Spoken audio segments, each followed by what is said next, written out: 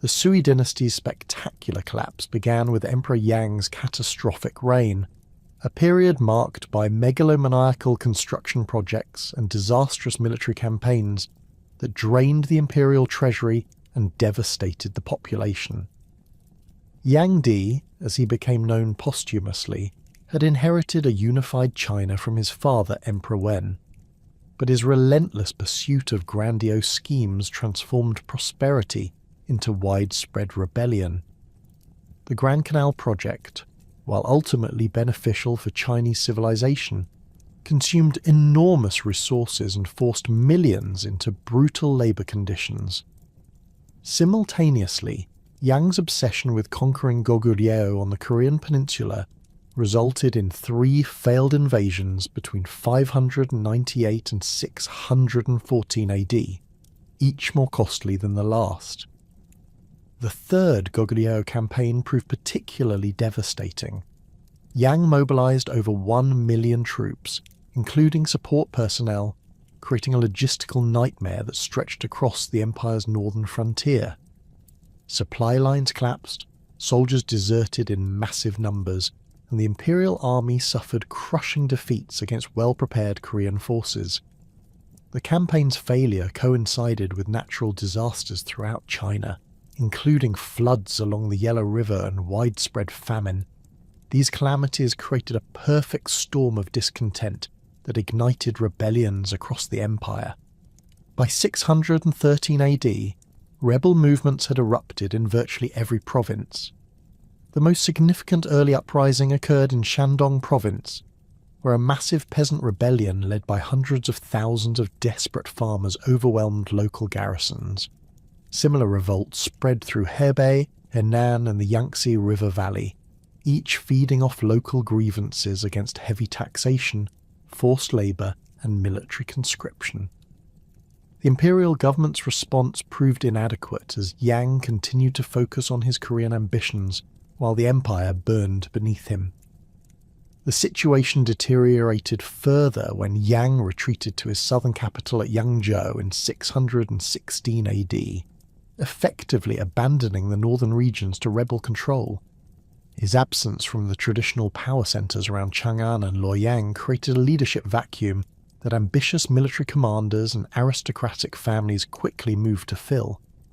The emperor's isolation in the south, surrounded by luxury while his empire crumbled, became a symbol of Sui incompetence that legitimized rebellion in the minds of both common people and elite families. Among the provincial governors watching these events unfold with calculating eyes was Li Yuan, Duke of Tang and military commander of Taiyuan in modern-day Shanxi province. Li Yuan represented everything the failing Sui dynasty was not: competent, pragmatic, and deeply connected to the military aristocracy that formed the backbone of Chinese political power. His family claimed descent from the Li rulers of the Western Liang dynasty, providing him with legitimacy that transcended mere military might. More importantly, his position in Taiyuan placed him at the crucial intersection of Chinese agricultural regions and the northern steppes, where Turkic tribes represented both threat and opportunity. Li Yuan's initial response to the Sui collapse demonstrated the careful political calculation that would characterize Tang governance. Rather than immediately declaring rebellion, he maintained nominal loyalty to the Sui while building his power base and observing how other contenders fared. His strategic patience allowed him to avoid the fate of premature rebels who were crushed by still functional Sui forces, while positioning himself to act when the moment proved optimal. The turning point came in 617 AD when Li Yuan finally moved against Sui authority, but his rebellion differed fundamentally from the desperate peasant uprisings that had preceded it. Li Yuan commanded professional soldiers loyal to his family, rather than desperate farmers armed with agricultural tools. His forces included experienced cavalry units, skilled archers, and siege specialists capable of taking fortified cities. More crucially, he had secured the support of his teenage son Li Shimin, whose military genius would prove instrumental in Tang's success. Li Yuan's most controversial but strategically brilliant decision involved forming an alliance with the Eastern Turkic Khaganate, traditional enemies of Chinese dynasties. This partnership provided him with approximately 2,000 Turkic cavalry, elite mounted warriors whose mobility and fighting skills far exceeded anything available to his rivals. The Turkic alliance also secured his northern frontier, preventing the nomadic confederation from exploiting Chinese civil war for their own territorial gains. Critics later condemned this collaboration with barbarians, but Li Yuan understood that unifying China required pragmatic alliances, regardless of traditional ethnic prejudices. The march toward Chang'an began in earnest during the summer of 617 AD. Li Yuan's army, now numbering approximately 30,000 troops, including his Turkic allies, moved south through the Taihang Mountains toward the Wei River Valley, where China's ancient capital lay. The campaign demonstrated Li Yuan's military acumen and his ability to inspire loyalty among diverse fighting forces. His soldiers included not only his original Taiyuan garrison, but also defectors from Sui armies, local militias seeking protection from bandits, and opportunistic commanders who recognized the changing political winds. The capture of Chang'an in November 617 AD marked a decisive moment in Chinese history. The city, which had served as capital for the Han Dynasty and would become the Tang capital, represented far more than mere real estate. Control of Chang'an provided access to the Wei River Valley's agricultural wealth, the symbolic legitimacy of ruling from China's traditional power centre and strategic position for controlling the empire's western regions. Li Yuan's forces encountered minimal resistance as they approached the city, since most Sui defenders had either fled or switched sides. The fall of Chang'an occurred with surprising ease, reflecting the complete collapse of Sui authority in the region. Local officials opened the city gates rather than face a siege they knew they could not win. Li Yuan's troops entered the capital in disciplined formation, avoiding the looting and destruction that typically accompanied such conquests. This restraint served multiple purposes. It preserved the city's infrastructure for future Tang use, demonstrated Li Yuan's fitness to rule through his control over his soldiers, and reassured the urban population that the new regime would bring stability rather than chaos. Upon securing Chang'an, Li Yuan faced the delicate task of legitimizing his rebellion while maintaining the fiction of imperial continuity. Rather than immediately declaring himself emperor, he installed Yang Yu, Emperor Yang's grandson, as a puppet ruler while assuming the title of regent. This arrangement allowed Li Yuan to exercise imperial authority while avoiding the stigma of regicide and usurpation.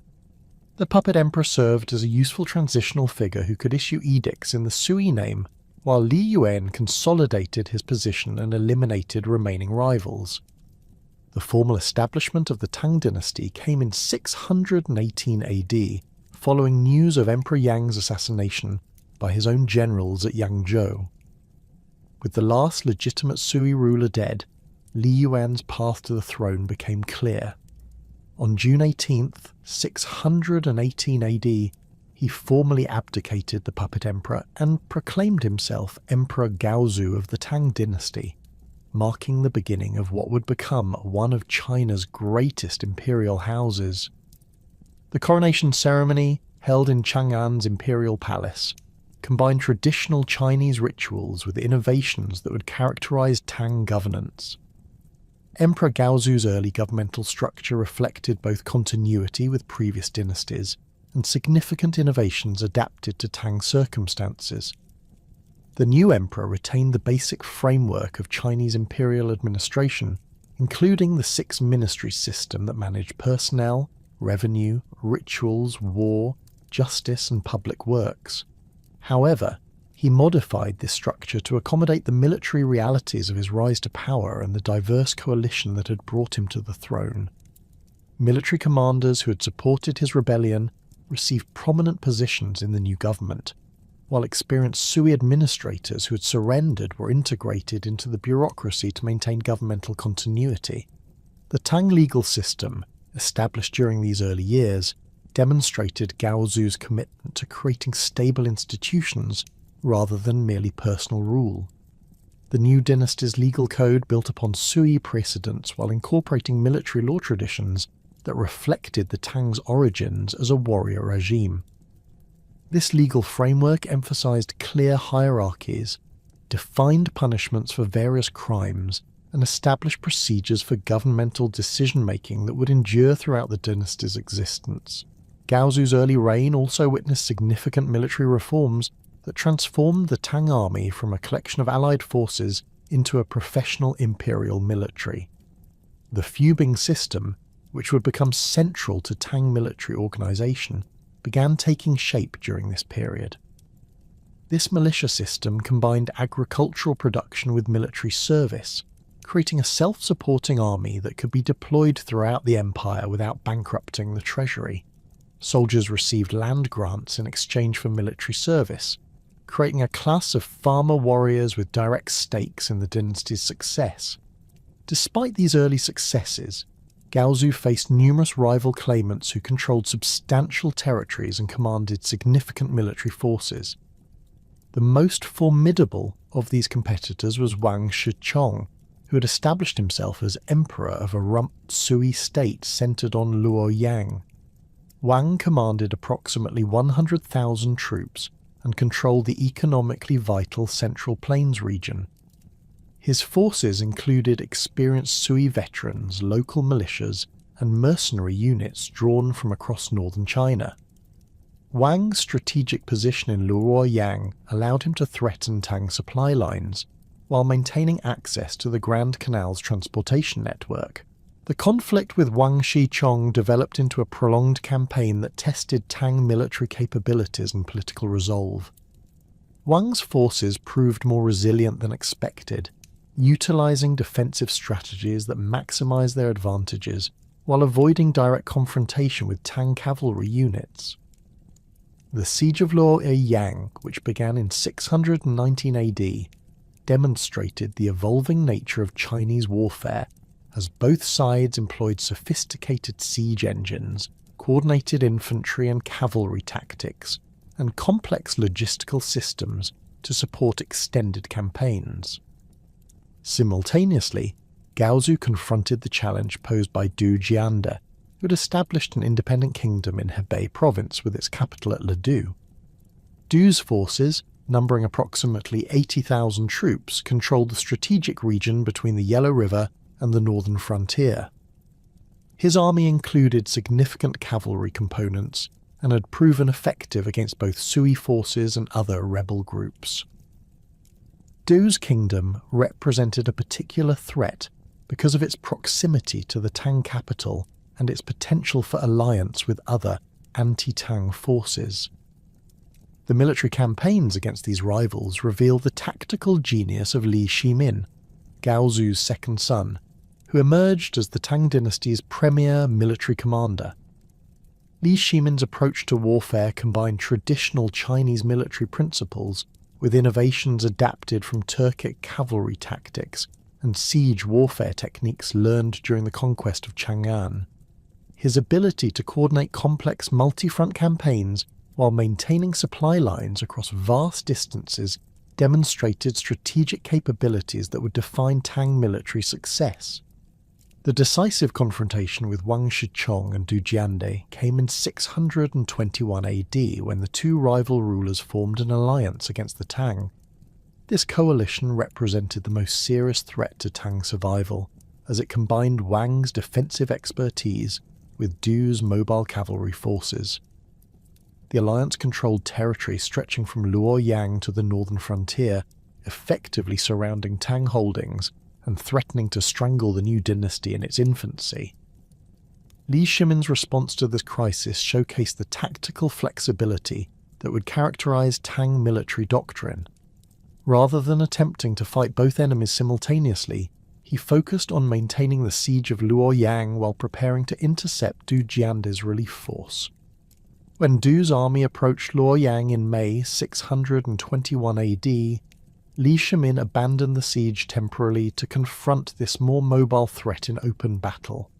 The resulting engagement at Hulao Pass demonstrated Tang's superiority in coordinated cavalry and infantry operations, resulting in Du Jiande's capture and the destruction of his army as an effective fighting force.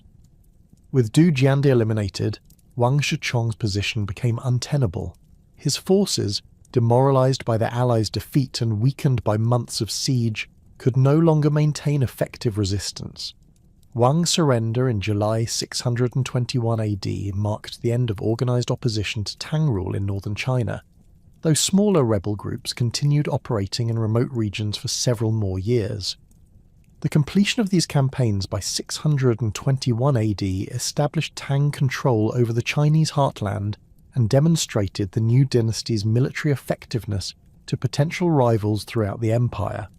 The victories also provided the Tang with enormous quantities of captured equipment, experienced soldiers who could be integrated into Tang forces, and territorial control that generated the tax revenue necessary for further expansion. Most importantly, these successes established Li Shimin's reputation as a military genius and positioned him as heir apparent to his father's throne, setting the stage for the reign that would elevate Tang China to unprecedented heights of power and cultural achievement. The consolidation of Tang power under Emperor Gaozu had barely settled when the dynasty faced its most dangerous internal crisis.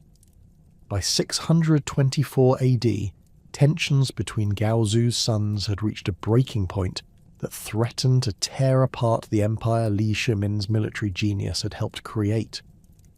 The root of this conflict lay in the fundamental question of imperial succession, complicated by the competing claims and ambitions of three exceptionally capable princes who each commanded significant military and political resources. Li Jiancheng, the crown prince and Gaozu's eldest son, had established himself as the legitimate heir through birthright and his father's formal designation. His position in Chang'an allowed him to cultivate relationships with court officials, manage imperial administration, and present himself as the stable, conventional choice for succession. Li Jiancheng commanded respect among conservative officials who valued traditional succession practices and worried about the precedent of bypassing the eldest son. His supporters included many civilian administrators who had served under the Sui dynasty and preferred gradual reform over dramatic change. Li Yuanji, the youngest of the three brothers, had emerged as a formidable military commander in his own right, though his achievements were overshadowed by Li Shimin's spectacular victories.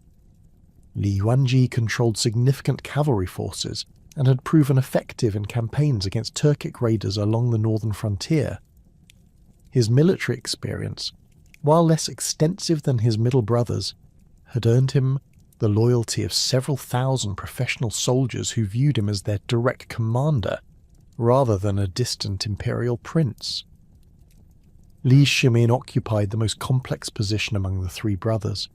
His military victories had made him indispensable to Tang's survival, yet his very success created suspicion about his ultimate ambitions. By 625 AD, Li Shimin commanded the personal loyalty of the empire's most effective military units, including elite cavalry formations and siege specialists who had served under him in the campaigns against Wang Shichong and Du Jiande. His supporters included not only military officers, but also younger court officials who admired his energy and vision for expanding Tang power beyond traditional Chinese boundaries. The political maneuvering between these factions intensified throughout 625 AD, as each brother sought to position himself for the eventual succession. Li Jiancheng and Li Yuanji formed an alliance against their middle brother, recognizing that Li Shimin's military reputation and popular support made him the greatest threat to their respective ambitions. This coalition began systematically undermining Li Shimin's position at court, questioning his loyalty to their father and suggesting that his military successes had made him dangerously ambitious. Emperor Gaozu found himself caught between his son's competing claims, unable to resolve the succession crisis without potentially triggering civil war. The aging emperor's indecision reflected both his genuine affection for all three sons and his recognition that choosing any one of them might provoke the others to rebellion. Gaozu's attempts to balance their competing interests by assigning them different responsibilities only intensified their rivalry, as each brother interpreted imperial favour toward his siblings as evidence of discrimination against himself. The crisis reached its climax in the early summer of 626 AD when Li Jiancheng and Li Yuanji began planning Li Shimin's elimination. Intelligence reports reaching Li Shimin's supporters indicated that the crown prince intended to have his middle brother arrested on charges of treason, followed by a swift execution that would remove the primary obstacle to traditional succession. The plot involved key court officials loyal to Li Jiancheng, palace guards under Li Yuanji's command, and a coordinated propaganda campaign designed to justify Li Shimin's death as necessary for imperial stability. Li Shimin's response to this threat demonstrated the decisive leadership that would characterize his later reign as emperor. Rather than fleeing Chang'an or attempting to negotiate with his brothers, he chose to strike first with a carefully planned preemptive attack. The operation required precise timing, absolute secrecy, and the coordination of multiple military units within the heavily guarded imperial palace complex. Li Shimin's ability to organize such a complex undertaking while maintaining the appearance of normal court routine revealed sophisticated planning capabilities that extended far beyond battlefield tactics. The Xuanwu Gate incident unfolded on July 2nd, 626 AD, when Li Shimin and his supporters ambushed Li Jiancheng and Li Yuanji as they entered the palace for what they believed was a routine imperial audience. The location was strategically chosen. The Xuanwu Gate served as the northern entrance to the imperial palace, a narrow passage that prevented Li Shimin's targets from bringing large escort forces while providing his own men with defensive positions from which to control the engagement. Li Shimin personally participated in the ambush, demonstrating the hands-on leadership style that had made him effective in military campaigns. When Li Jiancheng attempted to flee after realizing the trap, Li Shimin pursued him on horseback and killed his eldest brother with arrows fired from close range. The crown prince's death occurred within sight of the palace walls, emphasizing the dramatic nature of this succession struggle and the personal stakes involved for all participants. Li Yuanji's death followed shortly afterward, as Li Shimin's supporters overwhelmed the youngest brother's small escort force. The speed and efficiency of these killings prevented any organized resistance from forming, while the location within the palace complex ensured that news of the brothers' deaths reached Emperor Gaozu before their supporters could mount a counterattack. Li Shimin's men secured the palace gates and established control over key administrative buildings, effectively presenting the emperor with a fait accompli that left him no choice but to accept his middle son's actions. Emperor Gaozu's immediate reaction to the Xuanwu Gate incident reflected both shock at his sons' deaths and pragmatic recognition of the new political reality. The emperor found himself confronted by Li Shimin's armed supporters in his own palace, with his designated heir dead and his youngest son eliminated as a potential alternative. Gaozu's decision to abdicate in favour of Li Shimin came after several days of tense negotiations during which the emperor gradually accepted that resistance would only lead to further bloodshed and potential civil war. The formal abdication ceremony on September 4th, 626 AD, marked Li Shimin's transformation from successful prince to Emperor Taizong of the Tang Dynasty. The new emperor's choice of the reign name Taizong, meaning great ancestor, signalled his intention to establish a new standard for imperial governance rather than merely continuing his father's policies. The coronation combined traditional Chinese imperial rituals with innovations that reflected Taizong's military background and his vision for expanding Tang power throughout East Asia. Emperor Taizong's first priority involved consolidating his position by eliminating potential threats from his deceased brother's supporters while demonstrating magnanimity toward those willing to accept the new regime. The emperor ordered the execution of Li Jiancheng's and Li Yuanji's adult male children, following traditional Chinese practice of eliminating potential claimants to prevent future rebellions. However, he showed mercy to officials who had served his brothers, integrating many of them into his own administration and demonstrating that competent service would be rewarded regardless of past loyalties. The new emperor's administrative reforms began immediately with a comprehensive reorganization of the imperial government, designed to prevent the succession crisis that had nearly destroyed the Tang dynasty. Taizong perfected the 3 chancelleries and 6 ministries system that would become the standard model for Chinese imperial administration for the next 13 centuries. The 3 chancelleries, the Imperial Chancellery, the Imperial Secretariat, and the Department of State Affairs, created a system of checks and balances that prevented any single official or faction from accumulating excessive power. The Imperial Chancellery served as the emperor's personal advisory body, staffed by scholars and experienced administrators who could provide informed counsel on policy matters. These officials reviewed proposed edicts and regulations before they reached the emperor, ensuring that imperial decisions reflected careful consideration of their implications and consequences.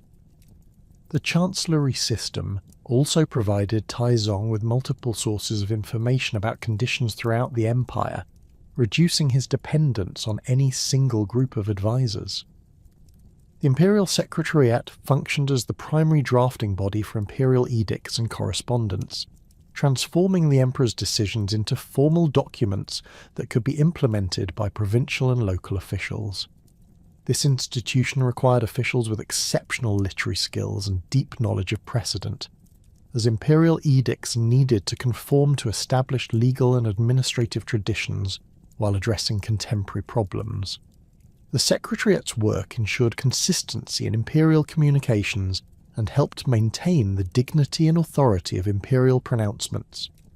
The Department of State Affairs coordinated the activities of the 6 ministries, each responsible for specific aspects of imperial administration. The Ministry of Personnel managed the appointment, promotion, and evaluation of government officials throughout the empire. The Ministry of Revenue oversaw tax collection, government finances, and the management of state-owned resources including agricultural lands, mines, and workshops. The Ministry of Rituals supervised court ceremonies, religious observances, and the examination system used to select government officials. The Ministry of War administered the imperial military, including the recruitment and training of soldiers, the maintenance of weapons and equipment, and the coordination of campaigns against external enemies. The Ministry of Justice managed the legal system, supervising courts throughout the empire and ensuring consistent application of imperial law. The Ministry of Public Works oversaw construction projects, transportation infrastructure, and water management systems essential for agricultural productivity and urban development. Taizong's refinement of this administrative structure included innovations designed to improve efficiency and prevent corruption. The emperor established regular reporting requirements that forced ministry officials to provide detailed accounts of their activities and expenditures. He also created inspection circuits that sent imperial representatives to provinces throughout the empire, providing independent assessments of local conditions and official performance. These reforms created an administrative system capable of governing an empire that would eventually stretch from Korea to Central Asia. The equal field system, known as Juntianji, represented one of Taizong's most significant domestic reforms. This land distribution program aimed to provide every adult male with sufficient agricultural land to support his family while ensuring adequate tax revenue for the imperial government. The system allocated approximately 100 miyu of land to each adult male, with additional grants for family members and provisions for returning land to the state upon the recipient's death. This arrangement created a class of small farmers with direct stakes in the dynasty's success, while preventing the concentration of agricultural land in the hands of wealthy families. Implementation of the equal field system required massive administrative effort, as officials needed to survey available land, register eligible recipients, and monitor compliance with system requirements. The program worked most effectively in newly conquered territories where the Tang government could distribute land confiscated from defeated enemies or previously uncultivated areas brought under imperial control. In established agricultural regions, implementation proved more difficult due to existing property rights and the political influence of established landowners. The military reforms accompanying these administrative changes transformed the Tang army into the most effective fighting force in East Asia. Taizong expanded the fubing system initiated during his father's reign, creating a network of military agricultural colonies that provided both food production and the military service. Fubing soldiers received land grants in exchange for military obligations, including regular training, garrison duty, and participation in imperial campaigns. This system created a professional military force that could be maintained without the crushing tax burden that had contributed to the Sui dynasty's collapse. The fubing system's effectiveness depended on careful selection of military colonists and strategic placement of their settlements. Taizong's officials chose soldiers based on their physical fitness, military experience, and loyalty to the Tang dynasty. The colonies were established along frontier regions where military threats were most likely to emerge, creating a defensive network that could respond quickly to invasions while providing early warning of enemy movements. The system also included provisions for rotating soldiers between agricultural work and active military duty, ensuring that fubing units maintained their fighting effectiveness while contributing to economic productivity. Emperor Taizong's military ambitions extended far beyond defending existing Tang territory. His strategic vision encompassed the creation of a Chinese empire that would dominate East Asia through a combination of military conquest, diplomatic alliance, and cultural influence. This expansionist program began with campaigns against the Eastern Turkic Khaganate, the nomadic confederation that had both aided and threatened Chinese dynasties for generations. The Eastern Turks under Jeli Khan had grown increasingly aggressive during the early Tang period, launching raids deep into Chinese territory and demanding tribute payments that strained imperial resources. Jeli's forces included approximately 200,000 warriors organised into highly mobile cavalry units capable of striking Chinese settlements and withdrawing before imperial forces could respond effectively. The Turkic Confederation also maintained diplomatic relationships with other nomadic groups and Chinese rebel factions, creating a potential coalition that could threaten Tang survival. Taizong's response to the Turkic threat demonstrated the strategic patience and careful preparation that characterized his approach to military challenges. Rather than launching immediate counterattacks that might fail due to inadequate preparation, the emperor spent several years strengthening Tang military capabilities while exploiting divisions within the Turkic Confederation. Chinese diplomatic missions worked to separate Jeli Khan from his tribal allies, offering alternative arrangements to Turkic leaders who might be willing to abandon the Confederation in exchange for Chinese recognition and material benefits. The decisive campaign against the Eastern Turks began in 629 AD, when Taizong judged that Tang forces had achieved sufficient strength and Turkic unity had weakened sufficiently to ensure victory. The emperor appointed Li Jing, one of his most capable generals, to command an army of 100,000 troops, including infantry, cavalry, and siege specialists.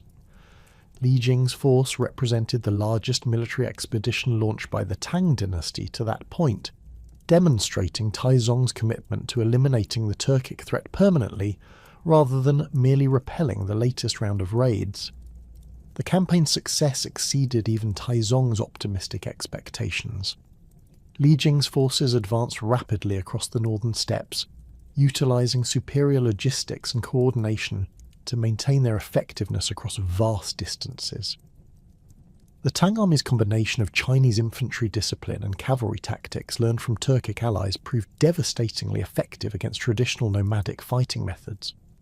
Jie Khan's forces, weakened by defections and internal disputes, could not mount effective resistance against the Chinese advance. The capture of Jie Khan in 630 AD marked the complete collapse of Eastern Turkic power and established Tang hegemony across the northern steppes. The former Khan's submission to Emperor Taizong in the Chinese capital provided dramatic evidence of the dynasty's military success and attracted diplomatic missions from nomadic groups throughout Central Asia, seeking accommodation with the new regional hegemon.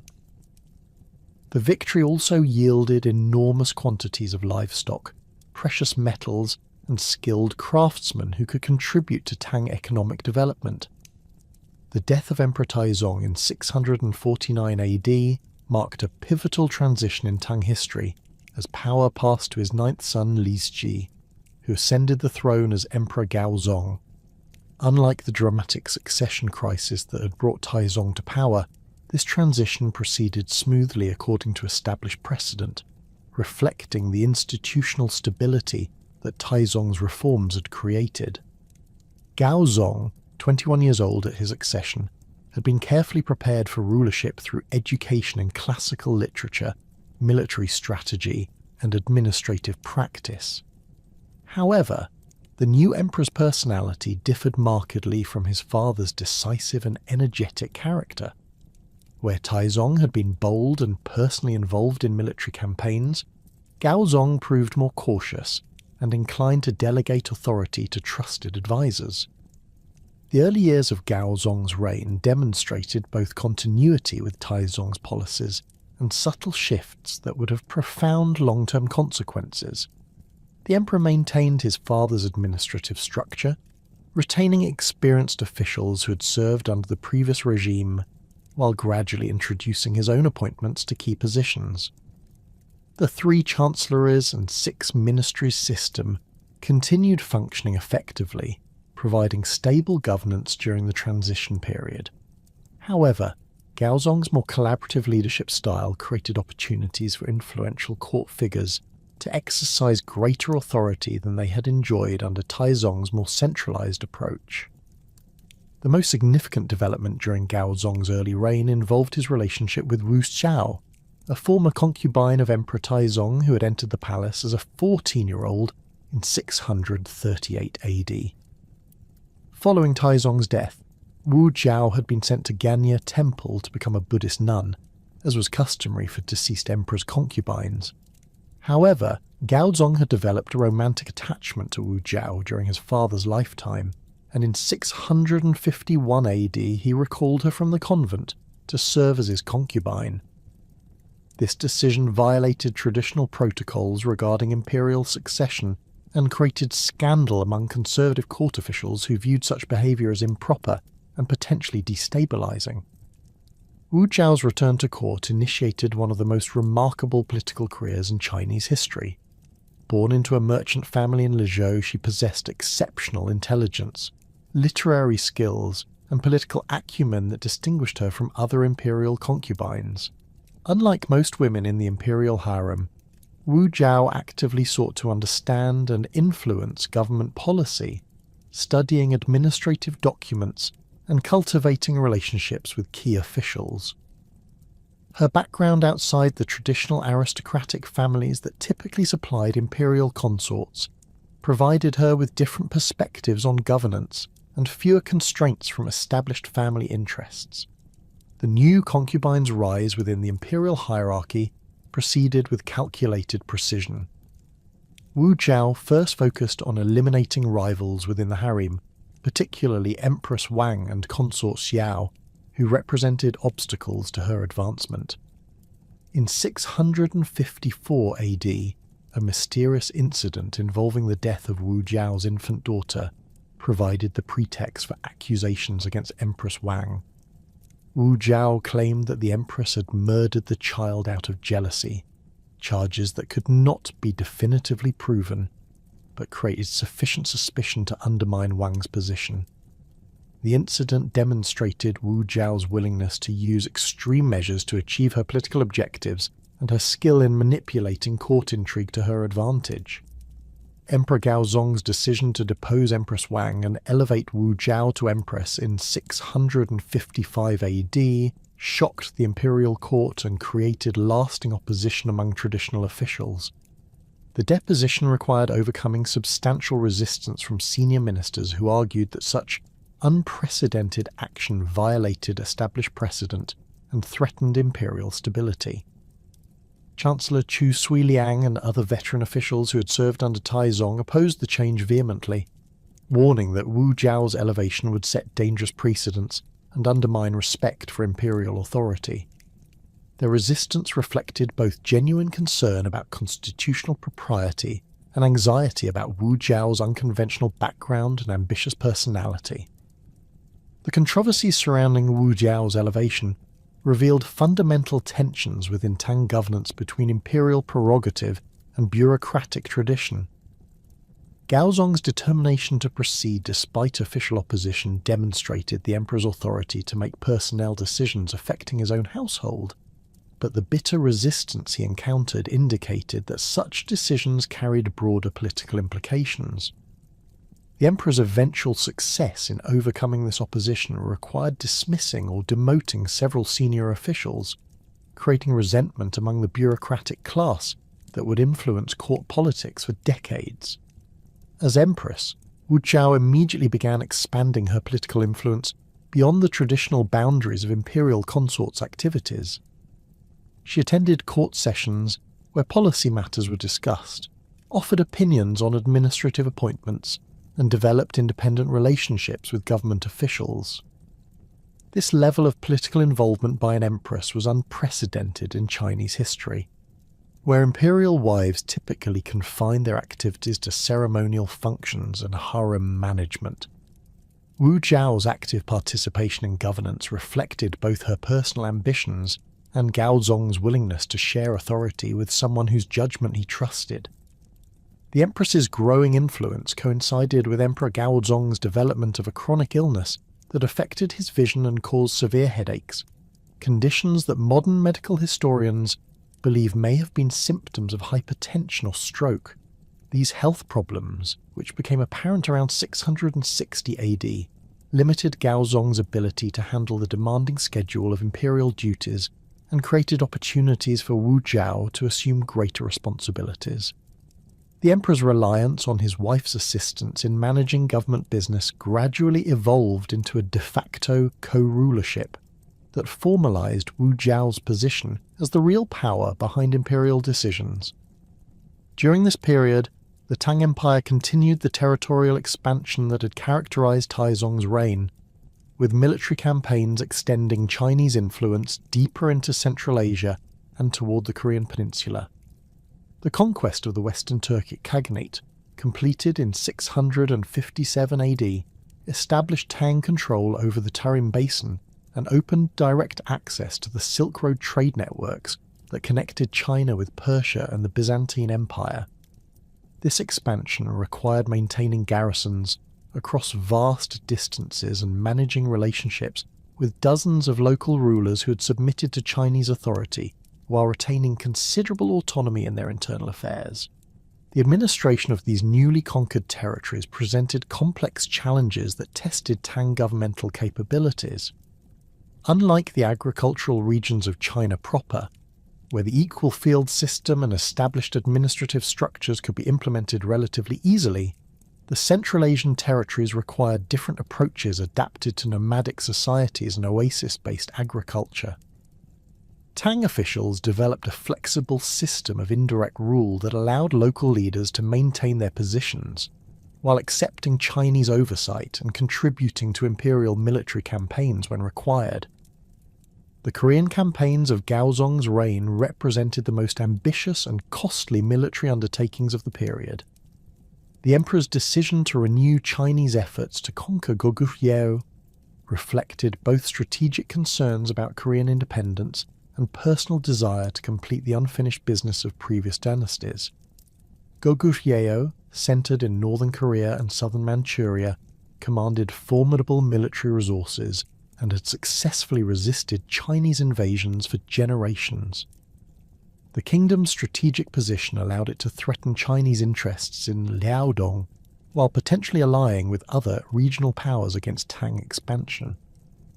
The first major Korean campaign began in 661 AD with a massive military expedition involving over 100,000 Chinese troops, supported by naval forces and allied contingents from Baekje, one of the three Korean kingdoms. The campaign's initial phase achieved significant success, with Tang forces capturing several important fortresses and advancing deep into Goguryeo territory. However, the logistical challenges of maintaining such large forces across difficult terrain, combined with determined Korean resistance and harsh winter conditions, prevented the Chinese from achieving decisive victory. The complexity of Korean politics added another dimension to these military campaigns. The three Korean kingdoms, Goguryeo, Baekje, and Silla, maintained shifting alliances that Tang diplomats sought to exploit for Chinese advantage. Initially, the Tang had allied with the Silla against Goguryeo and Baekje, but Silla's growing strength and territorial ambitions eventually brought it into conflict with Chinese interests. This diplomatic complexity required Tang officials to balance military pressure with political maneuvering, seeking to prevent the emergence of a unified Korean resistance while advancing Chinese territorial objectives. Wu Zhao's influence on these military campaigns demonstrated her growing authority over imperial policy. The empress advocated for aggressive prosecution of the Korean Wars, arguing that Chinese prestige required completing the conquest regardless of costs. Her position reflected both strategic calculation about the importance of Korean submission for regional stability and personal political considerations about the benefits of military success for imperial authority. The empress's support for continued military action helped overcome opposition from officials who worried about the campaign's enormous expense and uncertain prospects for success. The siege of Pyongyang, Goguryeu's capital, became the focal point of Chinese efforts to complete the Korean conquest. The city's formidable fortifications, supplied by the Taedong River and defended by experienced Korean troops, presented extraordinary challenges for attacking forces. Chinese siege techniques, developed through centuries of warfare against fortified cities, included massive catapults, siege towers, and coordinated infantry assaults designed to overwhelm defensive positions. However, Pyongyang's defenders proved resourceful in countering these tactics, using fire arrows, sorties against siege equipment, and psychological warfare to maintain morale during extended siege conditions. The successful capture of Pyongyang in 676 AD marked the culmination of 15 years of intermittent warfare and represented the high point of Tang territorial expansion. The victory required coordinating land and naval forces across hundreds of miles, maintaining supply lines through hostile territory, and overcoming some of the most sophisticated fortifications in East Asia. The fall of the Goguryeo capital effectively ended organized Korean resistance to Chinese expansion and established Tang authority over the entire Korean peninsula, though subsequent rebellions and the rise of Silla as a unified Korean kingdom would later challenge this achievement. The administrative integration of Korean territories into the Tang Empire required developing new governmental structures adapted to Korean conditions and traditions. Chinese officials established the Andong Protectorate with its headquarters at Pyongyang, creating a military governorship responsible for maintaining order and collecting taxes throughout the former Goguryeo territories. The protectorate system allowed for more flexible administration than direct provincial control, accommodating local customs while ensuring Chinese political authority and military dominance. During these years of military expansion, Wu Zhao systematically eliminated potential rivals and consolidated her control over the imperial court. The empress's methods included accusations of treason against officials who opposed her policies, strategic marriages that created networks of loyal supporters, and careful cultivation of relationships with military commanders whose loyalty ensured her physical security. Her most dramatic action involved the execution or exile of several members of the Li imperial family, including Gaozong's sons from previous marriages, whom she viewed as potential threats to her own children's succession prospects. The Empress's religious policies during this period reflected both personal conviction and political calculation about Buddhism's potential to support her authority. Wu Jiao became a generous patron of Buddhist temples and monasteries, commissioning elaborate construction projects and supporting scholarly activities that enhanced Buddhism's prestige within Chinese society. The Longmen grottos near Luoyang, featuring massive stone sculptures of Buddhist figures, represented the most spectacular examples of imperial patronage during this period. These monuments served both religious and political purposes, demonstrating imperial piety while creating lasting symbols of Wu Jiao's power and cultural sophistication. The Empress's promotion of Buddhism also involved supporting the translation of Sanskrit texts into Chinese, facilitating the work of foreign monks who brought new philosophical traditions from India and Central Asia. These scholarly activities contributed to the development of distinctively Chinese forms of Buddhism that synthesized Indian religious concepts with traditional Chinese philosophical traditions.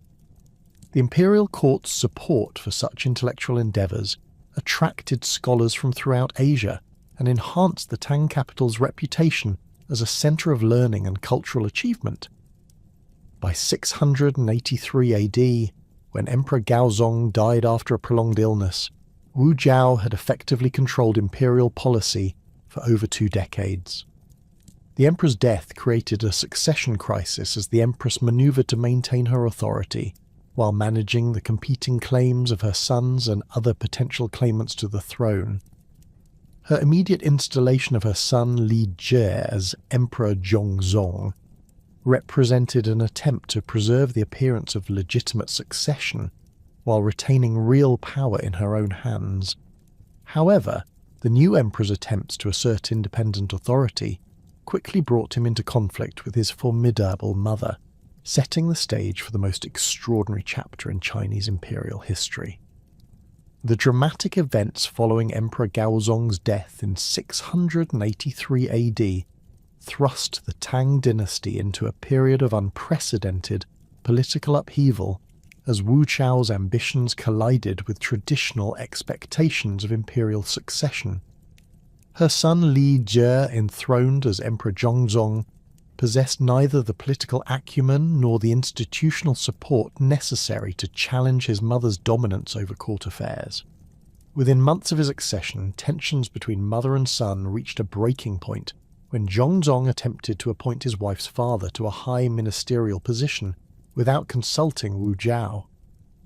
This seemingly minor personnel decision triggered a constitutional crisis that revealed the fundamental instability of the succession arrangement. Wu Jiao's response demonstrated the ruthless efficiency that had characterized her rise to power. In February 684 AD, she orchestrated Zhongzong's deposition on grounds of incompetence and filial disobedience, replacing him with his younger brother Li Dan, who became Emperor Ruizong. The new emperor, acutely aware of his predecessor's fate, accepted a purely ceremonial role, while Wu Jiao assumed the title of regent and exercised all meaningful imperial authority. This arrangement satisfied the formal requirements of legitimate succession, while ensuring that real power remained concentrated in Wu Jiao's hands.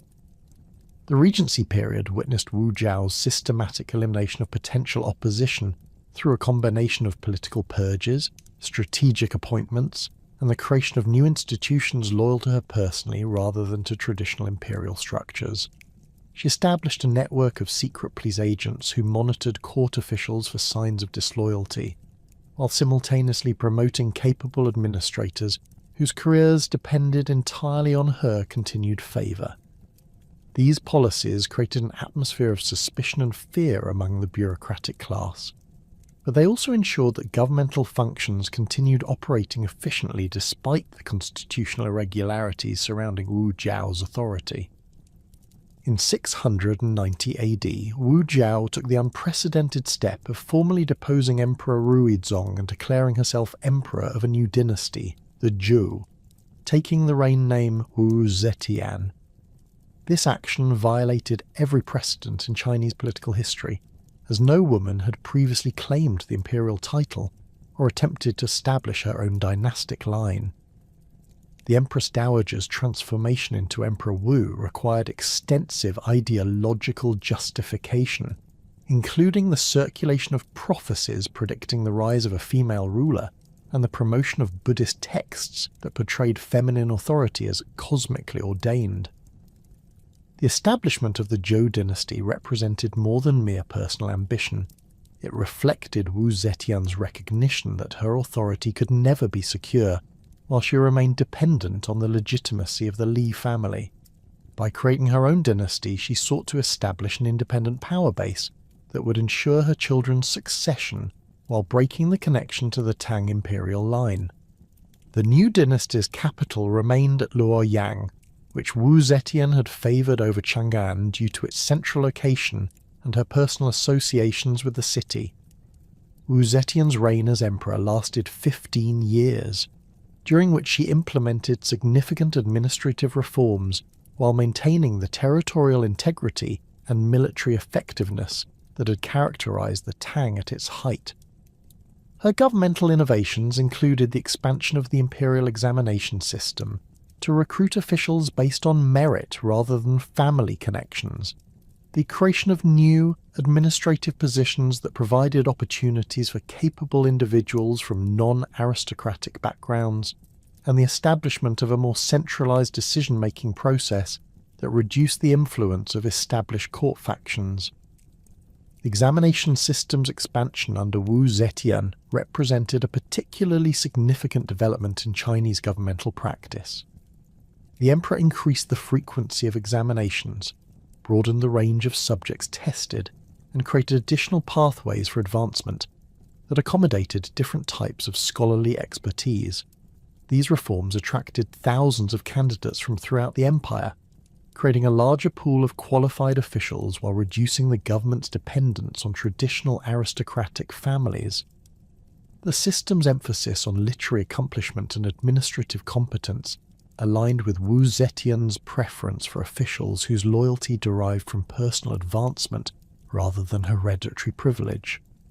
Military affairs during Wu Zetian's reign reflected both continuity with previous Tang policies and adaptations necessary to address new challenges along the empire's extended frontiers. The emperor maintained the fubing system while adjusting its implementation to accommodate changing demographic and economic conditions. Population growth in core agricultural regions provided larger recruitment pools, while territorial expansion created new opportunities for military colonization in frontier areas. These developments allowed for the establishment of additional military agricultural settlements that strengthened border defences while contributing to economic development. The Turkic peoples of Central Asia continued to present complex challenges that required both military pressure and diplomatic accommodation. Wu Zetian's approach to Turkic relations emphasized the cultivation of client relationships with tribal leaders who could maintain order within their territories while acknowledging Chinese suzerainty. This policy required careful balance between supporting favored leaders and preventing any single tribal confederation from becoming powerful enough to challenge Chinese interests. The emperor's success in managing these relationships contributed to the relative stability of the western frontiers during her reign. The Korean situation during Wu Zetian's reign illustrated the limitations of Chinese territorial expansion and the challenges of maintaining control over distant conquests. The rise of Silla as the dominant Korean kingdom, accomplished through a combination of military success and diplomatic maneuvering, effectively ended Chinese hopes of direct control over the Korean peninsula. Rather than commit enormous resources to reasserting Tang authority, Wu Zetian accepted a tributary relationship with Silla that preserved Chinese prestige while acknowledging Korean autonomy in internal affairs. Religious policies under Wu Zetian continued to favour Buddhism while maintaining traditional Chinese religious practices and Confucian administrative principles. The emperor's Buddhist patronage included the construction of magnificent temples, the support of scholarly translation projects, and the promotion of Buddhist festivals that enhanced the religion's popular appeal. The Longmen Grottoes project reached its peak during this period, with the completion of massive stone sculptures that demonstrated both artistic achievement and imperial power. These monuments served as permanent symbols of Wu Zetian's reign, while contributing to Buddhism's integration into Chinese cultural traditions. The economic prosperity that characterized Wu Zetian's reign reflected both the accumulated benefits of previous Tang policies and new initiatives designed to enhance agricultural productivity and commercial development. The equal field system continued functioning effectively in most regions, providing stable agricultural production while generating tax revenues necessary for governmental operations. Urban centres throughout the empire experienced significant growth as improved transportation networks facilitated trade and manufacturing activities. The Grand Canal system, inherited from the Sui dynasty, proved essential for moving agricultural surpluses from productive southern regions to support population centres and military garrisons in the north. Manufacturing industries during this period benefited from technological innovations and expanded market access created by territorial expansion and diplomatic relationships. Chinese artisans developed improved techniques for producing silk, ceramics, and metalwork that found eager markets throughout Asia. The Silk Road trade networks, secured by Tang military control over Central Asian territories, provided access to luxury goods and raw materials that enhanced both imperial revenues and popular prosperity. These commercial relationships also facilitated cultural exchange that enriched Chinese artistic and intellectual traditions. Wu Zetian's later years witnessed growing concerns about succession and the long-term stability of her Zhou dynasty. The emperor's advancing age, combined with the absence of obvious successors capable of maintaining her political system, created uncertainty about the future direction of Chinese governance. Her sons, who had been marginalized during her rise to power, lacked both the experience and the institutional support necessary to continue their mother's policies effectively. Meanwhile, members of the Li family, though excluded from power, retained connections to military commanders and court officials who might support a Tang restoration under favourable circumstances. The emperor's health began declining noticeably after 700 AD, creating opportunities for various court factions to position themselves for the eventual succession struggle. Conservative officials who had reluctantly accepted Wu Zetian's authority, while hoping for an eventual return to traditional practices, began organising support for a Tang restoration. Military commanders, whose loyalty had been essential to Wu Zetian's success, evaluated their options in light of changing political circumstances and their own career interests. The palace environment became increasingly tense as different groups manoeuvred for advantage while maintaining the appearance of continued loyalty to the aging emperor. The conspiracy that ultimately led to Wu Zetian's downfall emerged from a coalition of court officials, military officers, and imperial family members who shared concerns about the Zhou dynasty's long-term viability. The plot's leaders included Zhang Jianji and other experienced administrators who had served under Wu Zetian, but concluded that her death would likely trigger a succession crisis that could destabilize the entire empire. Their solution involved forcing the emperor's abdication in favor of her son Li Jie, the former emperor Zhongzong, whose restoration would provide constitutional legitimacy while allowing the conspirators to exercise real authority. The coup attempt unfolded in February 705 AD, when the conspirators gained access to Wu Zetian's private quarters in the Luoyang Palace.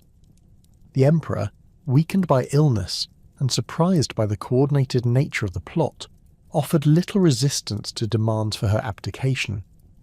Her acceptance of the inevitable reflected both physical exhaustion and recognition that continued resistance would likely result in civil war that could destroy the governmental system she had spent decades creating. The conspirators' success depended on their ability to present the abdication as a voluntary decision made in the empire's best interests, rather than a forced removal that might delegitimize the subsequent restoration. Li Zhi's restoration as Emperor Zhongzong in 705 AD marked the formal end of Wu Zetian's Zhou dynasty and the return of the Li family to the imperial throne. However, the restored emperor faced enormous challenges in re-establishing Tang authority, while managing the competing interests of various groups that had supported the restoration. The 21-year interruption of Tang rule had created new power centres and altered traditional relationships between the imperial family, the bureaucracy, and military commanders. Zhongzong's task involved not merely resuming previous policies, but reconstructing a governmental system capable of addressing changed circumstances. The restored emperor's reign proved brief and troubled, lasting only 5 years until his death in 710 AD under circumstances that suggested possible poisoning by his wife, Empress Wei. Zhongzong's inability to establish effective control over court politics reflected both his personal limitations and the structural problems created by the extended period of irregular succession.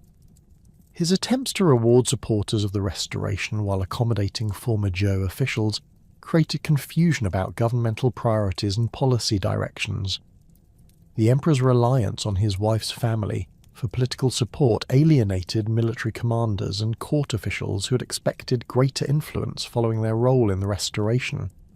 Emperor Rusong's second reign, beginning after Zhongzong's death, represented another attempt to stabilize Tang governance while addressing the succession question that had plagued the dynasty for decades. Rusong, who had previously served as a puppet emperor under Wu Zetian, possessed greater awareness of court politics and the challenges facing imperial authority. However, his advanced age and the presence of multiple potential successors created new uncertainties about the dynasty's future direction. The emperor's decision to abdicate in 712 AD in favour of his son Li Longji reflected recognition that effective governance required a younger, more energetic ruler capable of implementing comprehensive reforms. Li Longji's accession as Emperor Xuanzong marked the beginning of the most celebrated period in Tang history. The new emperor, 38 years old at the time of his coronation, possessed both the political experience and personal capabilities necessary to restore the dynasty's former glory. His education had included extensive study of classical literature, military strategy, and administrative practice, while his involvement in court politics during the Restoration period had provided practical knowledge of governmental operations. Xuanzong's personality combined intellectual curiosity with decisive leadership, creating the foundation for reforms that would transform the Tang Empire. The new emperor's immediate priorities included consolidating his authority, eliminating remaining sources of political instability, and implementing reforms designed to enhance governmental efficiency and economic prosperity. Xuanzong's approach to these challenges reflected lessons learned from the previous decades of political turmoil, particularly the importance of maintaining clear lines of authority and preventing the emergence of alternative power centres that could challenge imperial control. His early actions demonstrated both respect for established traditions and willingness to modify existing practices when circumstances required adaptation. The Kaiyuan era, formally proclaimed in 713 AD, represented Xuanzong's vision for a restored and revitalized Tang dynasty that would surpass even the achievements of Taizong's reign. The era name, meaning opening of the epoch, signaled the emperor's intention to inaugurate a new period of Chinese greatness, characterized by territorial expansion, cultural flowering, and economic prosperity. This ambitious program required comprehensive reforms affecting every aspect of imperial governance, from military organisation and administrative procedures to educational policies and religious practices. Administrative efficiency improvements under Xuanzong began with a thorough reorganisation of the 3 chancelleries and 6 ministries system that had been disrupted during the previous decades of political instability. The emperor appointed capable officials to key positions while establishing new procedures designed to improve communication between different governmental departments. Regular meetings between ministry heads and chancellery. Officials ensured coordination of policy implementation, while standardized reporting requirements provided the emperor with accurate information about conditions throughout the empire.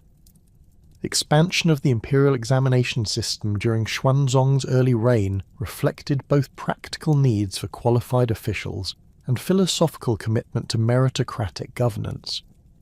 The emperor increased the number of examination candidates accepted each year while creating additional specialized examinations for different types of governmental service.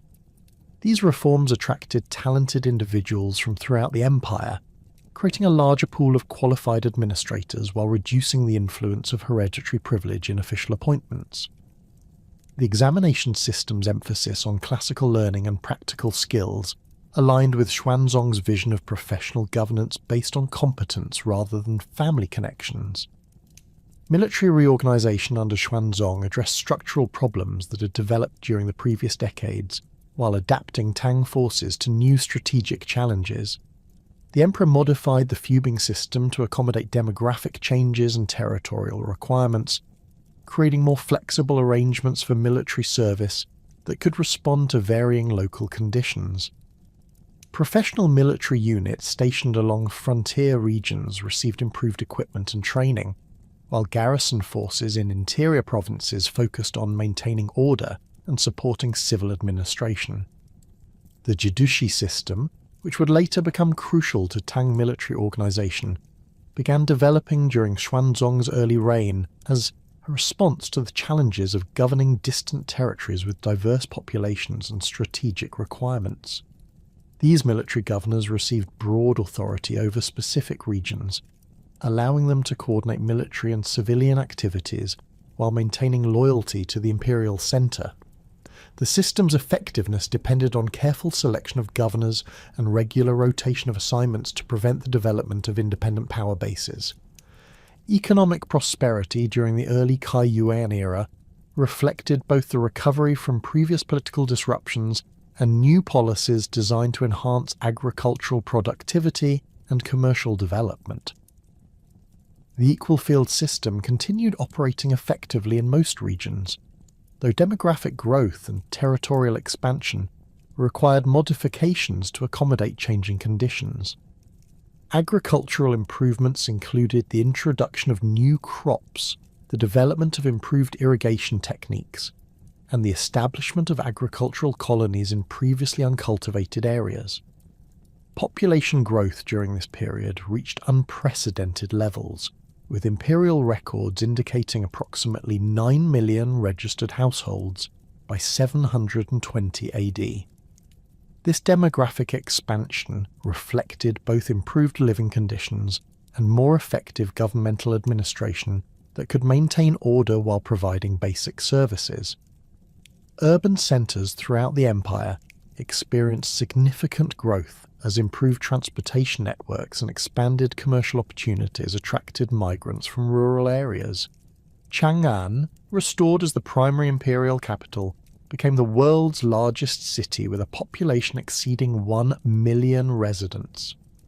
The flourishing of urban centres during Xuanzong's early reign created new opportunities for commercial and cultural development that enhanced the empire's prosperity and international prestige. Markets in major cities offered goods from throughout Asia, while specialized workshops produced luxury items that found eager customers both domestically and abroad. The capital's cosmopolitan character attracted merchants, scholars, and artisans from distant regions, creating a cultural environment that fostered innovation and artistic achievement. Manufacturing industries benefited from technological innovations and expanded market access created by political stability and territorial expansion. Chinese artisans developed new techniques for producing silk, ceramics, and metalwork that enhanced both quality and efficiency. The Silk Road trade networks, secured by Tang military control over Central Asian territories, provided access to raw materials and luxury goods that supported both imperial revenues and popular prosperity. These commercial relationships also facilitated cultural exchange that enriched Chinese artistic and intellectual traditions, while spreading Tang influence throughout Asia. The transformation of Chang'an into the world's most magnificent metropolis during Xuanzong's reign represented far more than urban planning success. It embodied the Tang dynasty's emergence as the dominant civilization of its age. By 725 AD, the capital's population had swelled to approximately 1.2 million residents within the city walls, with another 800,000 inhabiting the surrounding metropolitan area. The city's rectangular layout, measuring roughly 9 kilometres east to west and 8 kilometres north to south, encompassed 84 square kilometres of carefully planned districts that accommodated this massive population while maintaining order and facilitating commerce. The Imperial Palace complex occupied the northern section of the city, its vermilion walls and golden-roofed halls rising above the urban landscape like a terrestrial representation of celestial authority. The Daming Palace, completed during this period, covered over 3 square kilometres and contained more than 40 separate buildings, connected by covered walkways and surrounded by elaborate gardens. The throne hall's soaring roof, supported by massive wooden columns and decorated with intricate carvings of dragons and phoenixes, could accommodate thousands of officials during major court ceremonies. Foreign ambassadors consistently recorded their amazement at the palace's scale and magnificence, which exceeded anything in their own capitals. The city's commercial districts pulsed with activity from dawn until the evening curfew, when bronze bells signalled the closing of market gates and the beginning of nighttime restrictions on movement. The West Market, covering approximately 1 square kilometre, housed over 3,000 shops organised into specialised sections for different types of merchandise. Silk merchants displayed bolts of fabric in colours ranging from deep imperial yellow to subtle jade green. Their stalls arranged alongside those selling precious metals, carved jade ornaments, and exotic spices imported from Southeast Asia and India. The East Market specialised in everyday goods, foodstuffs and services required by the capital's diverse population, including restaurants serving regional cuisines from throughout the empire. Foreign merchants constituted a substantial portion of Chang'an's commercial community, their presence transforming the capital into a truly international centre. Persian traders, identifiable by their distinctive pointed caps and long robes, established permanent residences in designated quarters, while maintaining commercial networks stretching from Samarkand to the Mediterranean. Arab merchants, following trade routes that connected the Tang Empire with the expanding Abbasid Caliphate, brought precious stones, perfumes, and exotic textiles that commanded premium prices among wealthy Chinese consumers.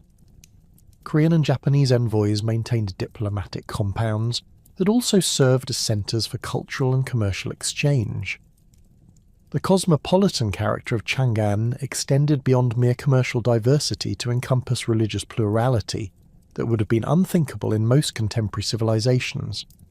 Buddhist temples, ranging from modest neighbourhood shrines to massive monastic complexes, served communities of monks and lay believers who practiced various schools of Buddhism imported from India and Central Asia.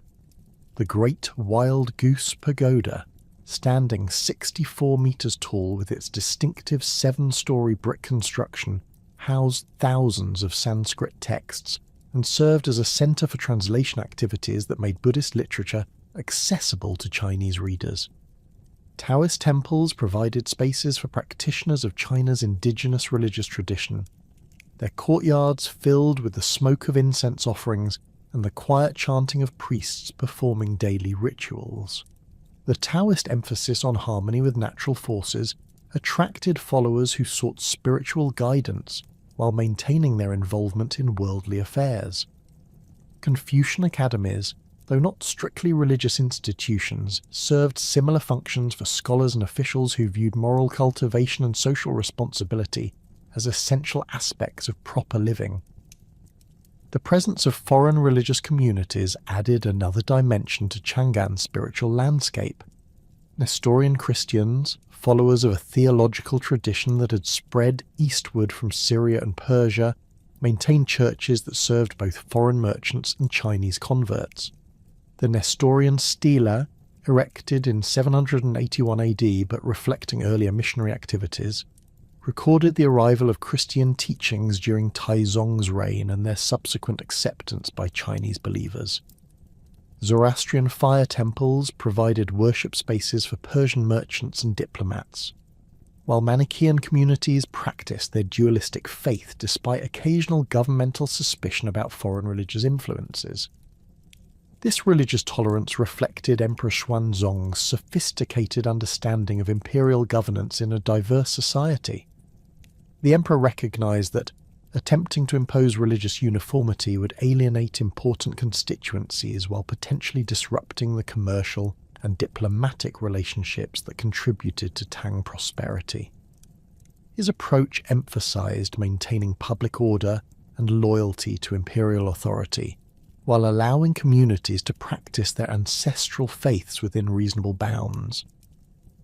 This policy attracted praise from foreign observers and contributed to Chang'an's reputation as a center of civilization, where different traditions could coexist peacefully.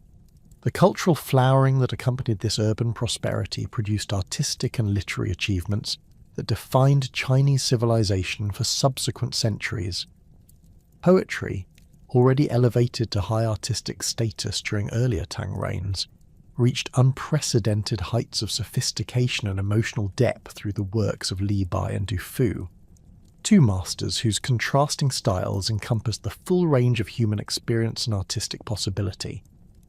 Li Bai, born in 701 AD in the western regions of the empire, embodied the romantic and individualistic spirit that characterized Tang culture at its peak. His poetry celebrated personal freedom, natural beauty, and the transcendent power of imagination to overcome mundane limitations. Li Bai's verse displayed technical mastery of traditional Chinese poetic forms while infusing them with spontaneous energy and emotional directness that appealed to readers across social boundaries. His famous poem Quiet Night Thoughts captured the universal experience of homesickness with deceptive simplicity, while longer works like The Road to Shu is Hard demonstrated his ability to blend landscape description with philosophical reflection. The poet's lifestyle matched the unconventional spirit of his verse. Li Bai travelled extensively throughout the empire, supporting himself through the patronage of wealthy admirers while maintaining independence from official responsibilities that might constrain his artistic freedom. His reputation for heavy drinking and eccentric behaviour became legendary, contributing to his image as a figure who transcended ordinary social conventions through the power of poetic genius. Court records indicate that Xuanzong himself admired Li Bai's work and invited the poet to serve at the Imperial Academy, though their relationship proved too volatile for sustained collaboration. Du Fu, born in 712 AD into a family with a tradition of government service, represented a different approach to poetic art that emphasized social responsibility and moral engagement with contemporary problems. His poetry combined technical excellence with deep concern for the welfare of common people, particularly during periods of political upheaval and military conflict. Du Fu's verse demonstrated mastery of traditional forms while addressing subjects that previous poets had often ignored, including the sufferings of war, the corruption of officials, and the hardships faced by farmers and soldiers. The contrast between Li Bai's romantic individualism and Du Fu's social consciousness reflected broader tensions within Tang society between personal fulfillment and collective responsibility. Both poets achieved recognition during their lifetimes, though Du Fu's reputation grew significantly after his death as later generations appreciated his moral seriousness and technical innovation. Their combined influence established poetry as the supreme literary art form in Chinese culture, while providing models for subsequent poets who sought to balance aesthetic achievement with meaningful engagement with their times. Painting during the Kaiyuan and Tianbao eras achieved new levels of sophistication through the development of techniques that captured both natural beauty and spiritual significance. Court painters like Wu Daozi perfected methods for depicting human figures with unprecedented realism while maintaining the symbolic and decorative functions that Chinese art traditionally served. Wu Daozi's murals in Buddhist temples combined religious iconography with landscape elements that created immersive environments for worship and contemplation. His technique of using flowing brushstrokes to suggest movement and emotion influenced generations of subsequent artists. Landscape painting emerged as a distinct genre during this period, reflecting Chinese philosophical traditions that emphasized harmony between human beings and natural environments. Artists developed techniques for representing mountains, rivers, and forests that conveyed both physical appearance and spiritual essence, creating works that served as objects of contemplation rather than mere decoration. The use of perspective and atmospheric effects allowed painters to suggest vast distances and changing weather conditions, while careful attention to seasonal details provided viewers with sensory experiences that complemented the visual impact. Portrait painting reached new heights of psychological insight as artists learned to capture not only physical appearance but also personality traits and emotional states. Imperial portraits served ceremonial functions while demonstrating the technical skills that made Tang artists famous throughout Asia. Court ladies, officials, and foreign dignitaries appeared in paintings that recorded their clothing, hairstyles, and accessories with meticulous accuracy, providing modern historians with valuable information about Tang material culture and social customs. Sculpture during this period combined traditional Chinese techniques with influences absorbed from Central Asian and Indian artistic traditions. Buddhist sculpture in particular benefited from this cultural synthesis, as Chinese artisans incorporated Indian iconographic conventions while developing distinctively Chinese approaches to representing spiritual themes. The sculptures at the Longmen Grottos, completed during Wu Zetian's reign but reflecting artistic traditions that flourished under Xuanzong, demonstrated the monumental scale and technical sophistication that characterized Tang sculptural achievement. Ceramic arts experienced revolutionary developments through the perfection of porcelain production techniques that created objects of unprecedented beauty and durability. Tang potters developed glazing methods that produced brilliant colours and lustrous surfaces, while their mastery of firing temperatures allowed for the creation of extremely thin-walled vessels that combined delicacy with strength. The famous Tang Sankai ceramics, decorated with green, brown, and cream glazes, became prized throughout Asia and beyond, establishing Chinese ceramics as luxury goods in international markets. Music and dance at the Tang court incorporated influences from throughout the empire and beyond, creating performances that reflected the dynasty's cosmopolitan character. Court musicians played instruments imported from Central Asia, including the pipa lute and various types of drums and cymbals, while maintaining traditional Chinese instruments like the qin zither and bamboo flutes. The combination of different musical traditions produced new compositions that appealed to diverse audiences while serving ceremonial functions at court events. Dance performances at imperial celebrations featured elaborate costumes and choreography that told stories drawn from Buddhist literature, Confucian classics, and popular folklore.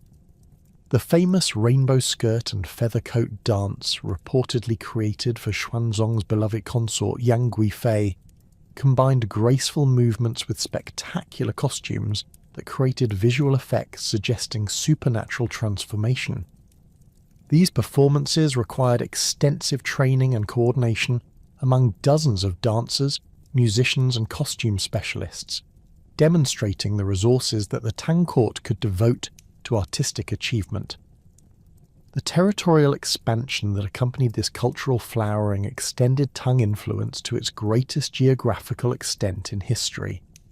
The empire's borders stretched from the Korean peninsula in the east to the Pamir Mountains in the west, encompassing territories that included modern-day China, Korea, Vietnam, and much of Central Asia. This vast domain required sophisticated administrative systems and military organizations capable of maintaining order across diverse populations and challenging geographical conditions. The protectorate system developed during this period provided a flexible framework for governing distant territories while accommodating local traditions and power structures.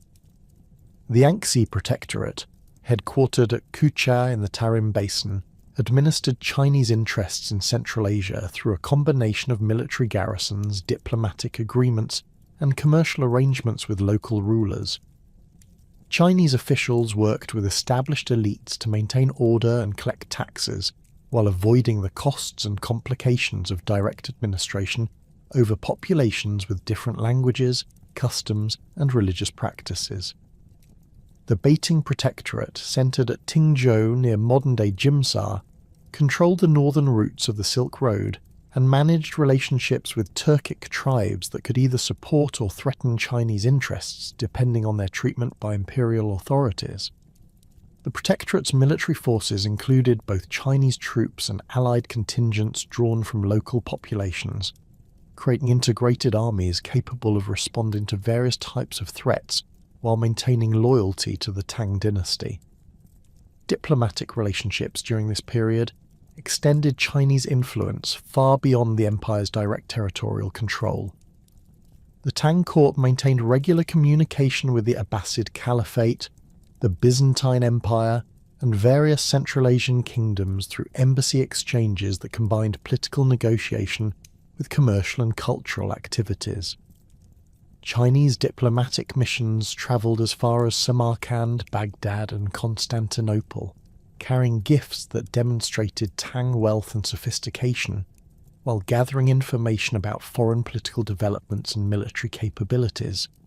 The Korean kingdoms maintained complex relationships with the Tang Empire that combined formal submission with practical autonomy in internal affairs.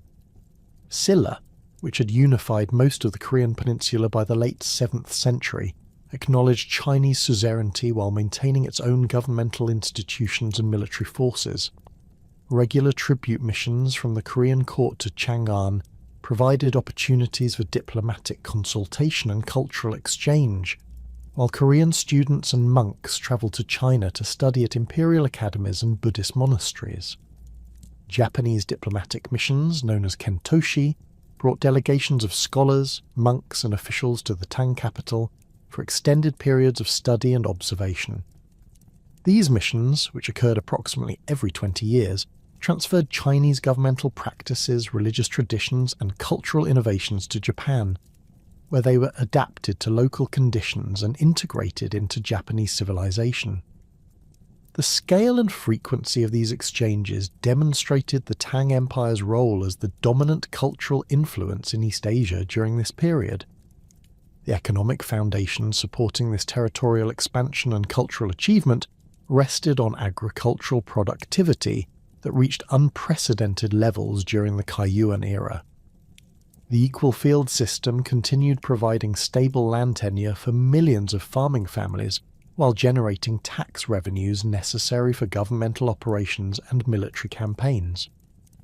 Agricultural improvements included the introduction of new crop varieties, the development of improved irrigation techniques, and the establishment of agricultural colonies in previously uncultivated regions.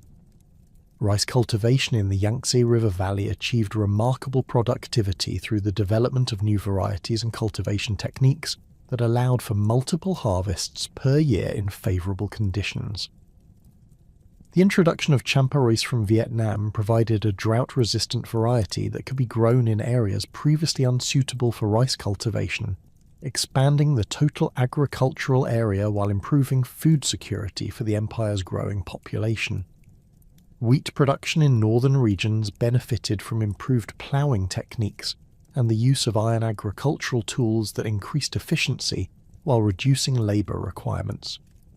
Commercial agriculture developed alongside subsistence farming as improved transportation networks created markets for specialised crops and manufactured goods. Tea cultivation expanded significantly during this period, transforming a regional beverage into a commodity with empire-wide distribution. Silk production, already well established in Chinese agriculture, achieved new levels of quality and quantity through improved breeding techniques and processing methods that enhanced both the appearance and durability of finished products. The Grand Canal system, inherited from the Sui Dynasty but expanded and improved under Tang administration, provided essential transportation infrastructure that connected agricultural regions with urban centres and military garrisons. The canal's northern section, linking the Yangtze River Valley with the Yellow River Basin, allowed for the efficient movement of grain shipments that fed the capital and supported military operations along the northern frontiers. Regular maintenance and improvement of canal facilities required substantial governmental investment, but provided economic returns that justified these expenditures. The prosperity and cultural magnificence of the Kaiyuan era began showing cracks by the 740s as Emperor Xuanzong's attention gradually shifted from governance to personal pleasures, particularly his infatuation with Yang Guifei, a consort whose beauty and charm captivated the aging emperor. Born Yang Yuhuan in 719 AD, she had originally been married to Xuanzong's 18th son, Prince Shou, before catching the emperor's eye during a court gathering in 737 AD. The emperor's decision to bring her into his own harem violated traditional protocols and created scandal among court officials, but Xuanzong's passion overrode such concerns. By 745 AD, Yang Guifei had been formally elevated to the rank of imperial consort, wielding influence over imperial policy that extended far beyond the traditional boundaries of harem politics. The emperor's obsession with Yang Guifei coincided with a gradual deterioration in his attention to administrative details and military affairs. Court sessions became less frequent, as Xuanzong preferred to spend time in the imperial gardens, composing poetry and music for his beloved consort. The emperor's famous composition, Rainbow Skirt and Feather Coat, required elaborate performances involving hundreds of dancers and musicians, consuming enormous resources while demonstrating the ruler's shift from practical governance to aesthetic pursuits. Officials noticed that memorials requiring imperial attention often went unread for weeks, while routine administrative decisions were increasingly delegated to Yang Guifei's relatives and supporters. Yang Guifei's family, particularly her cousin Yang Guozhong, rapidly accumulated power and wealth through their connection to the imperial favourite. Yang Guozhong, appointed to high ministerial positions despite limited administrative experience, used his influence to place family members and allies in key governmental posts throughout the empire. This nepotistic network created resentment among career officials who saw their own advancement blocked by less qualified individuals whose primary credential was family connection to the imperial consort. The Yang family's ostentatious displays of wealth, including elaborate mansions and expensive entertainments, became symbols of governmental corruption and imperial favoritism. The military implications of Xuanzong's neglect became apparent in the gradual weakening of the fubing system that had provided the foundation for Tang military success. The system of military agricultural colonies, which had functioned effectively for over a century, began experiencing recruitment difficulties as population growth and economic opportunities in civilian occupations made military service less attractive. Many fubing units fell below their authorized strength levels, while equipment maintenance and training standards declined due to inadequate supervision and funding. The emperor's focus on court entertainments meant that these problems received insufficient attention until they had become serious threats to imperial security. Simultaneously, the empire's vast territorial extent created administrative challenges that strained even the sophisticated Tang governmental system. The protectorate's governing Central Asian territories required constant attention to maintain loyalty among diverse populations and prevent the emergence of local independence movements. Communication delays across thousands of miles meant that crises could develop for months before reaching the emperor's attention, while the expense of maintaining garrisons and administrative personnel in remote regions consumed increasing portions of imperial revenues.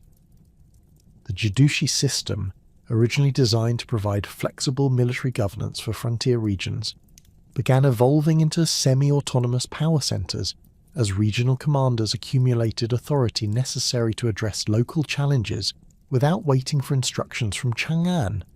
And Lushan emerged from this context as perhaps the most successful of the frontier military governors, commanding the Fanyang, Pinglu and Hedong military regions that controlled strategic territories along the empire's northeastern borders. Born around 703 AD to a Sogdian father and Turkic mother in the frontier region near modern-day Beijing, and Lushan represented the cosmopolitan character of Tang civilization while embodying the military traditions that had made the dynasty successful. His mixed ethnic heritage, common among frontier populations, provided him with linguistic abilities and cultural knowledge that proved invaluable in managing relationships between Chinese administrators and non-Chinese military personnel. And Lushan's rise through the military hierarchy demonstrated both exceptional ability and careful political calculation. His early career involved service in campaigns against Khitan and Xi tribal confederations that threatened Chinese settlements along the northeastern frontier, and Lushan's tactical skills, combined with his ability to inspire loyalty among diverse military units, brought him to the attention of senior commanders who recommended him for promotion.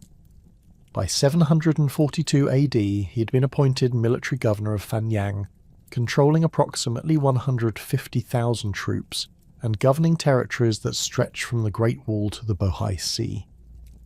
The military forces under An Lushan's command represented some of the Tang Empire's most effective fighting units, hardened by constant warfare against nomadic raiders and experienced in the mobile tactics necessary for frontier defence. His armies included significant contingents of non-Chinese soldiers, particularly Khitan and Turkic cavalry units whose fighting skills exceeded those of traditional Chinese infantry formations. These troops maintained personal loyalty to An Lushan rather than abstract devotion to the Tang dynasty, creating a power base that could potentially be used for purposes beyond legitimate military service. And Lushan's relationship with the imperial court involved careful cultivation of key figures who could advance his interests and protect him from potential rivals. His most important connection developed with Yang Gufei, whom he flattered with elaborate gifts and demonstrations of loyalty that appealed to her vanity while securing her support for his continued advancement. Court records indicate that An Lushan adopted Yang Gufei as his symbolic mother, participating in ceremonies that formalized this relationship while providing him with access to imperial audiences and protection from his enemies' accusations. The general's physical appearance contributed to his success at court, where his imposing stature and exotic features made him a memorable figure among the predominantly Chinese officials. Contemporary accounts describe An Lushan as exceptionally tall and heavy, with a commanding presence that impressed both military subordinates and court dignitaries. His ability to speak multiple languages fluently allowed him to serve as an intermediary between the imperial government and frontier populations, while his knowledge of nomadic customs made him effective in diplomatic negotiations with tribal leaders. By 750 AD, An Lushan had accumulated unprecedented authority for a regional military governor, controlling 3 major military districts while maintaining extensive commercial and political networks throughout northern China. His territories generated enormous revenues through taxation of agricultural production and control of trade routes connecting China with Central Asia and Korea. The general used these resources to maintain military forces larger than officially authorized, while developing personal relationships with subordinate commanders whose loyalty transcended their obligations to the imperial government. The warning signs of An Lushan's potential disloyalty became apparent to observant court officials during the early 750s, though Emperor Xuanzong's preoccupation with Yang Yifei prevented effective response to these concerns. Intelligence reports indicated that An Lushan was recruiting additional soldiers beyond his authorized strength levels, stockpiling weapons and supplies that exceeded normal requirements for frontier defense, and establishing communication networks that bypassed official governmental channels.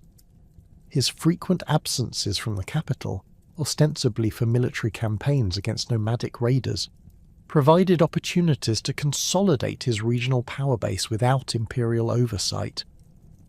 Yang Guozhong, Yang Yifei's cousin who had emerged as the dominant figure in imperial administration, recognized An Lushan as a potential threat to his own position and began maneuvering to reduce the general's influence.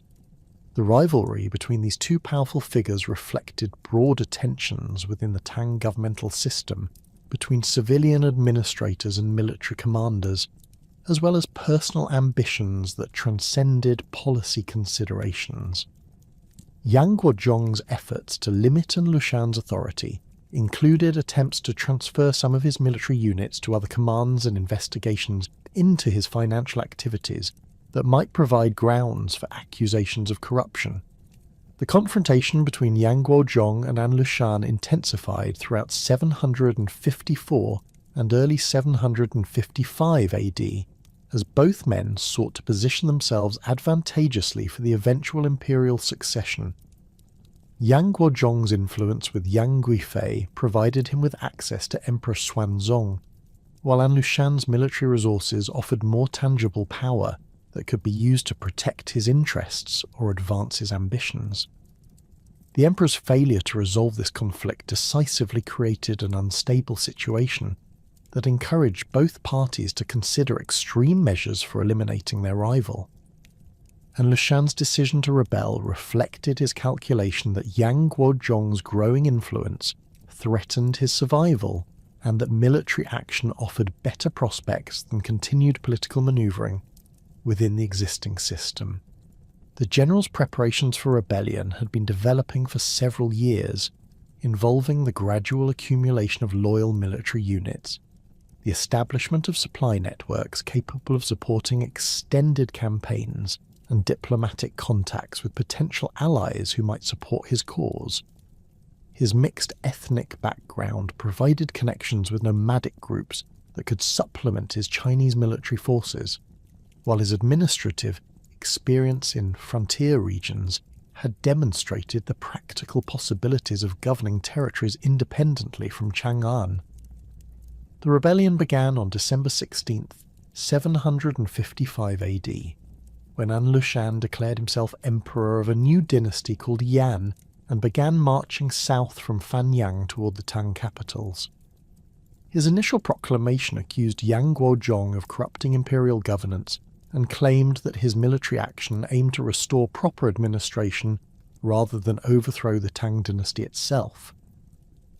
This rhetorical strategy reflected An Lushan's understanding that successful rebellion required ideological justification that would appeal to broader constituencies beyond his immediate military supporters. An Lushan's army, numbering approximately 200,000 troops at the rebellion's outset, represented one of the largest military forces ever assembled in Chinese history.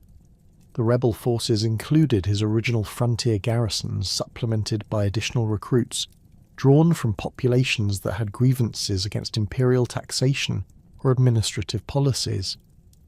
Khitan and Turkic cavalry units provided mobility and fighting effectiveness that exceeded the capabilities of most Tang military formations, while Chinese infantry troops contributed discipline and siege warfare expertise necessary for capturing fortified cities. The rebels' initial advance proceeded with shocking rapidity as Tang defensive forces proved inadequate to contain An Lushan's advance. The imperial government's military response revealed the extent to which the fubing system had deteriorated during Xuanzong's later years, as many units existed only on paper while others lacked the equipment and training necessary for effective combat. regional commanders who might have coordinated resistance efforts were either sympathetic to An Lushan's cause or reluctant to commit their own forces without clear instructions from the imperial government. The capture of Luoyang on January 5th, 756 AD, provided An Lushan with control over the empire's eastern capital and access to the Grand Canal system that connected northern and southern China. The city's fall demonstrated the rebels' military effectiveness, while providing them with enormous quantities of stored grain, weapons, and other supplies necessary for continued operations.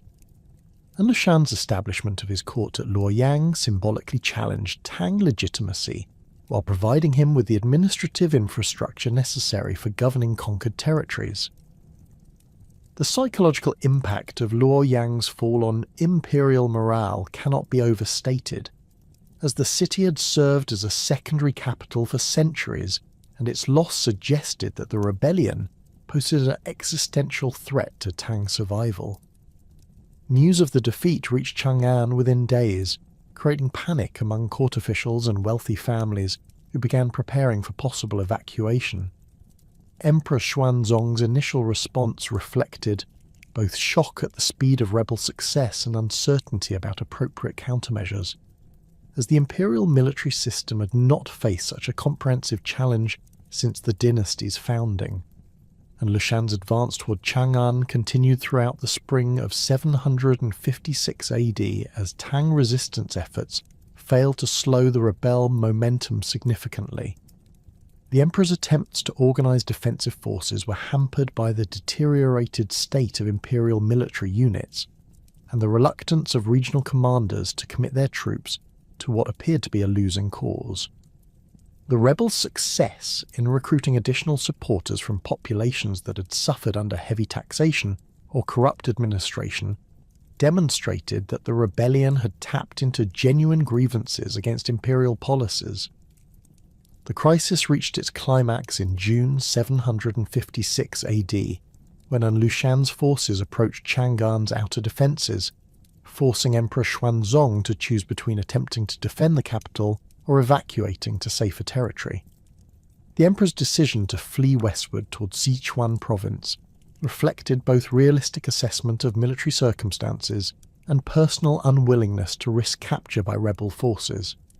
The imperial evacuation, conducted hastily during the night of June 13th, 14, marked the effective collapse of Tang governmental authority in northern China and the beginning of the most catastrophic period in Chinese history since the fall of the Han Dynasty.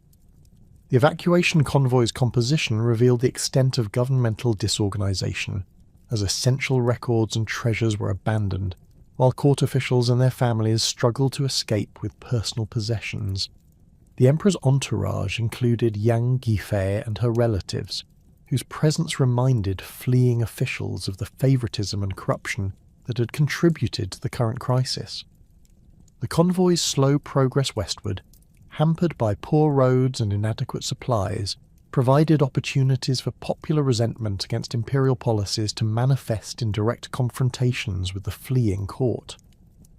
The most dramatic incident occurred at Mawei Station on June 15th, 756 AD, when imperial guards and local officials demanded Yang Guifei's execution as the price for their continued loyalty to the emperor. The mutinous troops blamed Yang Guifei and her family for the governmental corruption that had enabled An Lushan's rebellion, arguing that their deaths were necessary to restore imperial legitimacy and military morale. Emperor Xuanzong's agonizing decision to sacrifice his beloved consort demonstrated both the desperate nature of imperial circumstances and the extent to which popular anger had focused on the Yang family as symbols of dynastic failure. Yang Guifei's death by strangulation at Mawei Station marked the end of the romantic relationship that had dominated Xuanzong's later years, while symbolically representing the collapse of the Kaiyuan era's prosperity and cultural achievement. The emperor's grief over his consort's death, combined with his recognition that his own policies had contributed to the current catastrophe, led to his decision to abdicate in favour of his son Li Heng, who became Emperor Suzong. This abdication, formalised on August 12th, 756 AD, represented the first voluntary imperial abdication in Tang history and reflected Xuanzong's acknowledgement that new leadership was necessary to address the rebellion's challenges. And Lushan's occupation of Chang'an in July 756 AD completed the rebels' conquest of both Tang capitals and established their control over the empire's political and economic heartland. The rebel emperor's court ceremonies in the abandoned imperial palace provided symbolic legitimacy for his regime, while demonstrating the extent of Tang governmental collapse. However, Lushan's success in capturing territory proved easier than establishing effective administration over conquered regions, as his military organization lacked the sophisticated bureaucratic apparatus necessary for governing the complex society he had conquered. The assassination of An Lushan by his own son An Qingsu in January 757 AD failed to end the rebellion that had devastated the Tang Empire, instead fragmenting rebel forces into competing factions that prolonged the conflict for another 6 years. And Qingshu's patricide, motivated by fears that his father planned to replace him as heir with a younger half-brother, demonstrated the internal contradictions that plagued the rebel regime from its inception. The new rebel leader lacked his father's charismatic authority and military acumen, struggling to maintain unity among the diverse coalition of Sogdian merchants, Turkic cavalry commanders, and Chinese defectors who had supported the original uprising. Emperor Suzong's response to these developments revealed both the opportunity created by rebel disunity and the enormous challenges facing any attempt to restore Tang authority.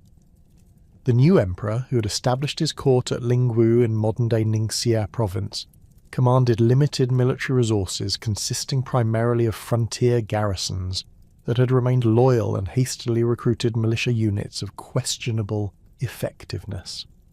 The imperial treasury, depleted by years of extravagant court spending and the loss of tax revenues from rebel-controlled territories, could barely support existing military operations, let alone finance the massive campaigns necessary to recapture the capitals. The emperor's most crucial decision involved accepting military assistance from the Uyghur Khaganate, the Turkic confederation that had emerged as the dominant nomadic power following the collapse of the earlier Turkic empires. Moyanchur, the Uyghur Khan, commanded approximately 100,000 experienced cavalry warriors whose mobility and fighting skills far exceeded anything available to either Tang or rebel forces. The alliance negotiations, conducted through intermediaries familiar with nomadic diplomatic customs, required substantial concessions, including territorial grants, tribute payments, and commercial privileges that would burden the Tang government for decades. The Uyghur intervention proved decisive in shifting military momentum against the rebels, though at enormous cost to Chinese sovereignty and resources. The nomadic cavalry's first major engagement occurred at the Battle of Xiangji Temple in October 757 AD, where 10,000 Uyghur horsemen routed a rebel force twice their size through coordinated charges that shattered Chinese infantry formations. The Uyghurs' tactical superiority reflected their adaptation of traditional nomadic warfare techniques to Chinese battlefield conditions, utilizing composite bows with superior range and penetration, while maintaining the mobility advantages that made nomadic cavalry formidable opponents. The recapture of Chang'an in October 757 AD marked a symbolic victory for imperial restoration efforts, though the capital's condition revealed the extent of destruction caused by 2 years of warfare and occupation. Rebel forces had systematically looted imperial palaces, removing valuable artwork, furniture, and decorative materials that represented centuries of accumulated cultural treasures. The Daming Palace's throne hall stood empty, its golden dragons and phoenix carvings stripped away by rebel soldiers seeking portable wealth. Residential districts throughout the city showed evidence of fighting, with burned buildings and abandoned courtyards testifying to the civilian population's suffering during the prolonged conflict. The Uyghur allies' behaviour during and after the capital's recapture created new problems that complicated the restoration process. Nomadic warriors, accustomed to claiming spoils of war as compensation for their military service, engaged in extensive looting that affected both rebel supporters and innocent civilians. Uyghur cavalry units roamed through market districts, seizing merchandise and livestock while demanding tribute from merchants and artisans. The emperor's inability to control his allies' predatory behaviour undermined popular support for the restoration, while demonstrating the extent to which Tang authority had become dependent on foreign military assistance. The subsequent campaign to recapture Luoyang required 8 additional months of siege warfare that further depleted imperial resources while revealing the rebels' continued capacity for organised resistance. And Qingshu's forces had fortified the eastern capital with elaborate defensive works including ditches, wooden palisades, and stone barriers that channeled attacking forces into predetermined killing zones.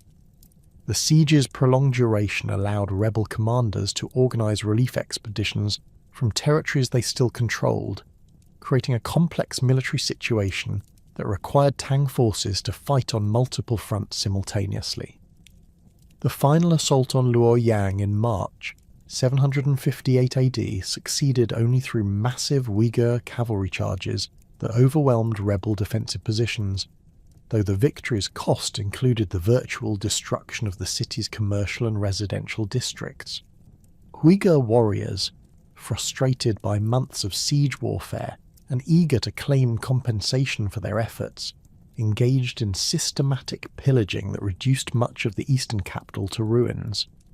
Contemporary accounts describe streets littered with corpses and debris, while surviving residents fled to rural areas rather than remain in the devastated urban environment.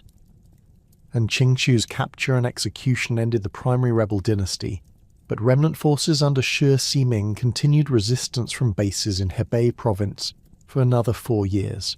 Shi Siming, a former Tang general who had defected to An Lushan's cause, possessed greater military competence than An Qingxiu and understood Chinese administrative practices sufficiently to maintain effective governance over territories under his control.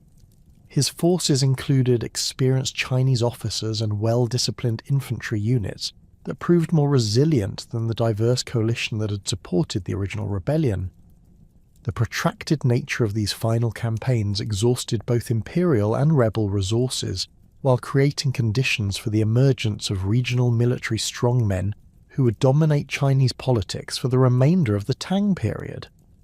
Local commanders who had raised troops to fight against the rebels discovered that their military forces provided political leverage that could be used to extract concessions from the weakened imperial government. The Jidushi system, originally designed to provide flexible military administration for frontier regions, began expanding throughout the empire as the central government lacked sufficient resources to maintain direct control over distant territories. Emperor Suzong's death in May 762 AD, shortly before the rebellion's final suppression, brought his son Li Yu to the throne as Emperor Daizong. The new emperor inherited an empire that bore little resemblance to the prosperous and culturally vibrant realm that had existed before An Lushan's uprising. The imperial capitals required massive reconstruction efforts that strained government finances, while the population of formerly productive agricultural regions had been devastated by years of warfare, conscription, and economic disruption. Tax revenues had declined by an estimated 60% compared to pre-rebellion levels, forcing the government to implement emergency measures that included currency debasement, forced loans from wealthy families, and the sale of governmental positions to raise necessary funds. The demographic catastrophe accompanying the rebellion represented perhaps the most severe population decline in Chinese history, with contemporary records suggesting that the empire's registered population fell from approximately 52 million to 16 million between 755 and 764 AD. While these figures likely reflect administrative collapse rather than actual mortality rates, the scale of disruption was unprecedented.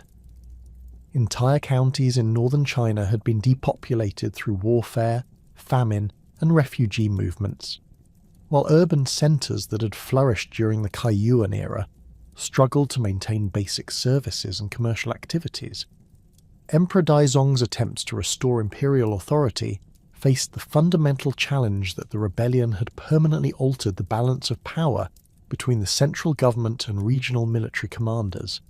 The Jiedushi, who had supported imperial restoration efforts, expected substantial autonomy in governing their territories, including the right to appoint subordinate officials, collect taxes, and maintain military forces sized according to local rather than central government assessments.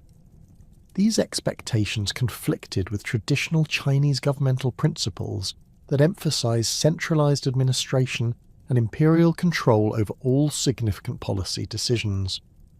The emperor's compromise solution involved accepting de facto regional autonomy while maintaining the fiction of centralized control through ceremonial submissions and nominal imperial appointments.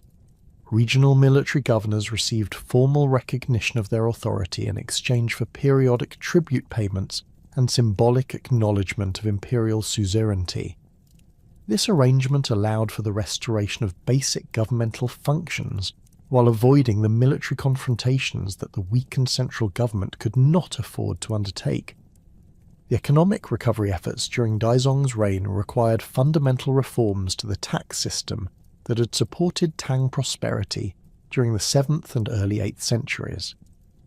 The equal field system, which had provided stable agricultural production through standardized land grants, had collapsed in many regions due to population displacement and the inability of local officials to maintain accurate registration records. The Fubing military service system, which had combined agricultural production with defence obligations, proved impossible to restore given the changed demographic and economic conditions throughout the empire. The implementation of the twice-a-year tax system, known as Liang Shui Fa, represented the most significant fiscal innovation of this period. This reform, developed by the financial administrator Yang Yan and implemented beginning in 780 AD during the early years of Emperor Dezong's reign, abandoned the complex land and labour service obligations that had characterised previous Tang taxation in favour of simplified monetary payments collected twice annually. The new system assessed taxes based on actual landholding and wealth, rather than theoretical equal field allocations, providing more realistic revenue estimates while reducing administrative complexity. The twice-a-year tax system's effectiveness depended on accurate assessment of agricultural productivity and commercial activity, requiring local officials to conduct detailed surveys of land use, crop yields, and household wealth. These assessments proved challenging in regions where warfare had disrupted traditional record-keeping systems and displaced substantial portions of the population. However, the system's flexibility allowed for adjustments based on local conditions, making it more adaptable to the changed circumstances of post-rebellion China than the rigid equal field framework. The salt monopoly policies implemented during this period provided another crucial source of government revenue while demonstrating the state's capacity for commercial regulation, despite its reduced territorial control. Salt production, concentrated in coastal regions and inland salt lakes, could be effectively monitored and taxed through control of transportation networks and distribution centres. The monopoly system required merchants to purchase salt at government-controlled prices before selling it to consumers, generating substantial profits that helped offset the decline in agricultural tax revenues. The administration of the salt monopoly revealed both the possibilities and limitations of Tang governmental capacity during the recovery period. Imperial officials could effectively control salt distribution in regions where they maintained military and administrative authority, but their ability to prevent smuggling and unauthorized production depended on cooperation from local military commanders who might prioritize regional interests over imperial revenue requirements. The system's success varied significantly between different parts of the empire, reflecting the fragmented nature of political authority that characterized the post-rebellion period.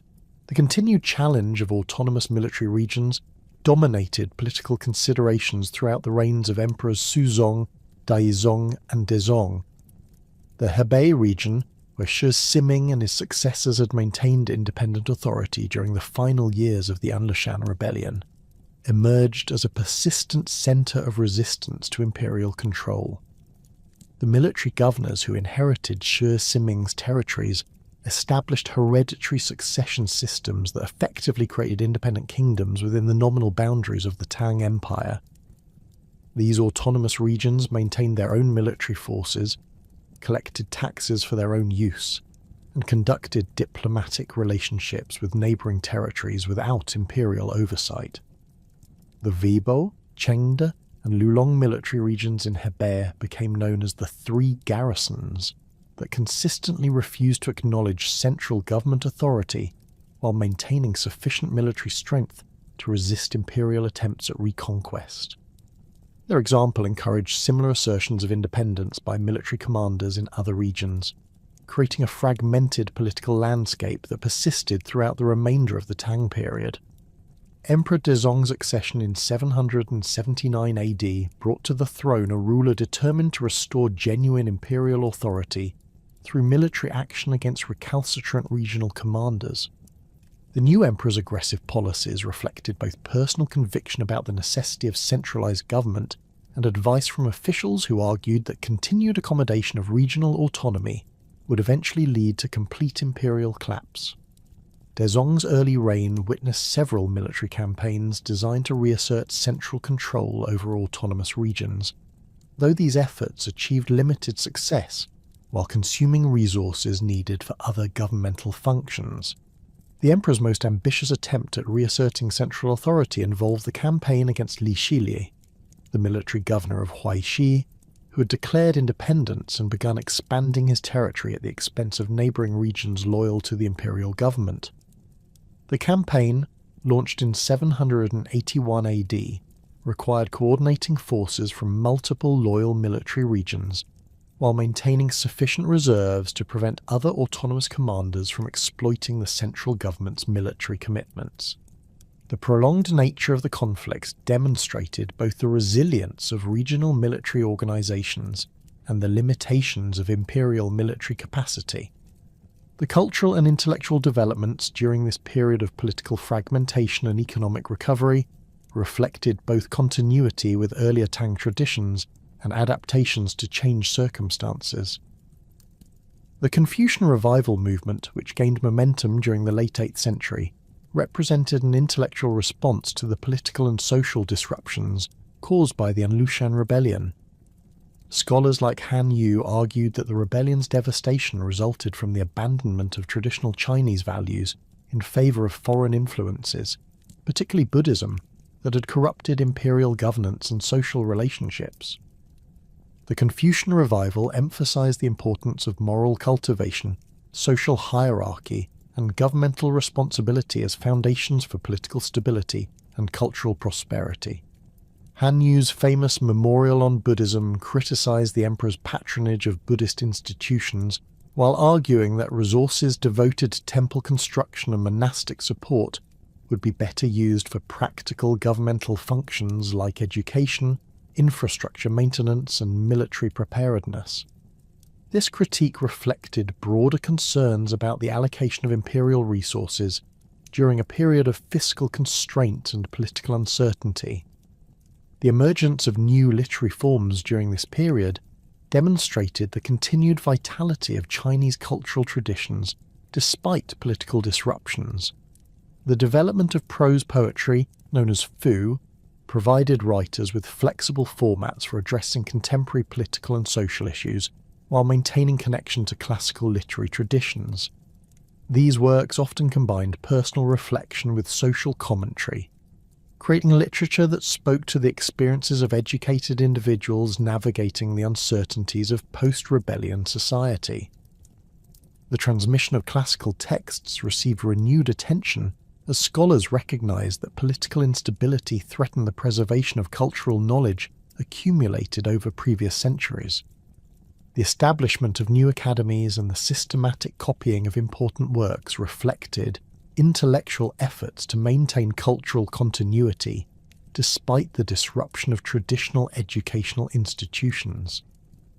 These preservation activities contributed to the development of more systematic approaches to textual scholarship that would influence Chinese intellectual traditions for subsequent centuries. The Buddhist intellectual tradition continued developing during this period, despite criticism from Confucian revivalists, with important advances in philosophical synthesis and practical applications of Buddhist teachings. The emergence of distinctively Chinese Buddhist schools, particularly Chan Buddhism, reflected the adaptation of Indian religious concepts to Chinese cultural contexts and intellectual traditions. These developments contributed to the creation of religious and philosophical frameworks that could address the spiritual and ethical challenges posed by political instability and social change. The intellectual ferment of the late 8th century, marked by the Confucian revival and debates over resource allocation, created the ideological foundation for what would become the most systematic persecution of Buddhism in Chinese history. Emperor Wuzong's ascension to the throne in 840 AD brought to power a ruler whose personal convictions aligned with the growing criticism of Buddhist influence on imperial governance and economic policy. Unlike his predecessors who had maintained pragmatic tolerance for diverse religious traditions, Wuzong embraced Taoist practices and philosophy, while viewing Buddhism as a foreign corruption that drained imperial resources and undermined traditional Chinese social structures. The emperor's religious preferences reflected both personal inclination and political calculation about the sources of imperial weakness during the post-An Lushan period. Wuzong had observed how Buddhist monasteries accumulated vast landholdings that remained exempt from taxation, depriving the imperial government of revenues desperately needed for military operations and administrative functions.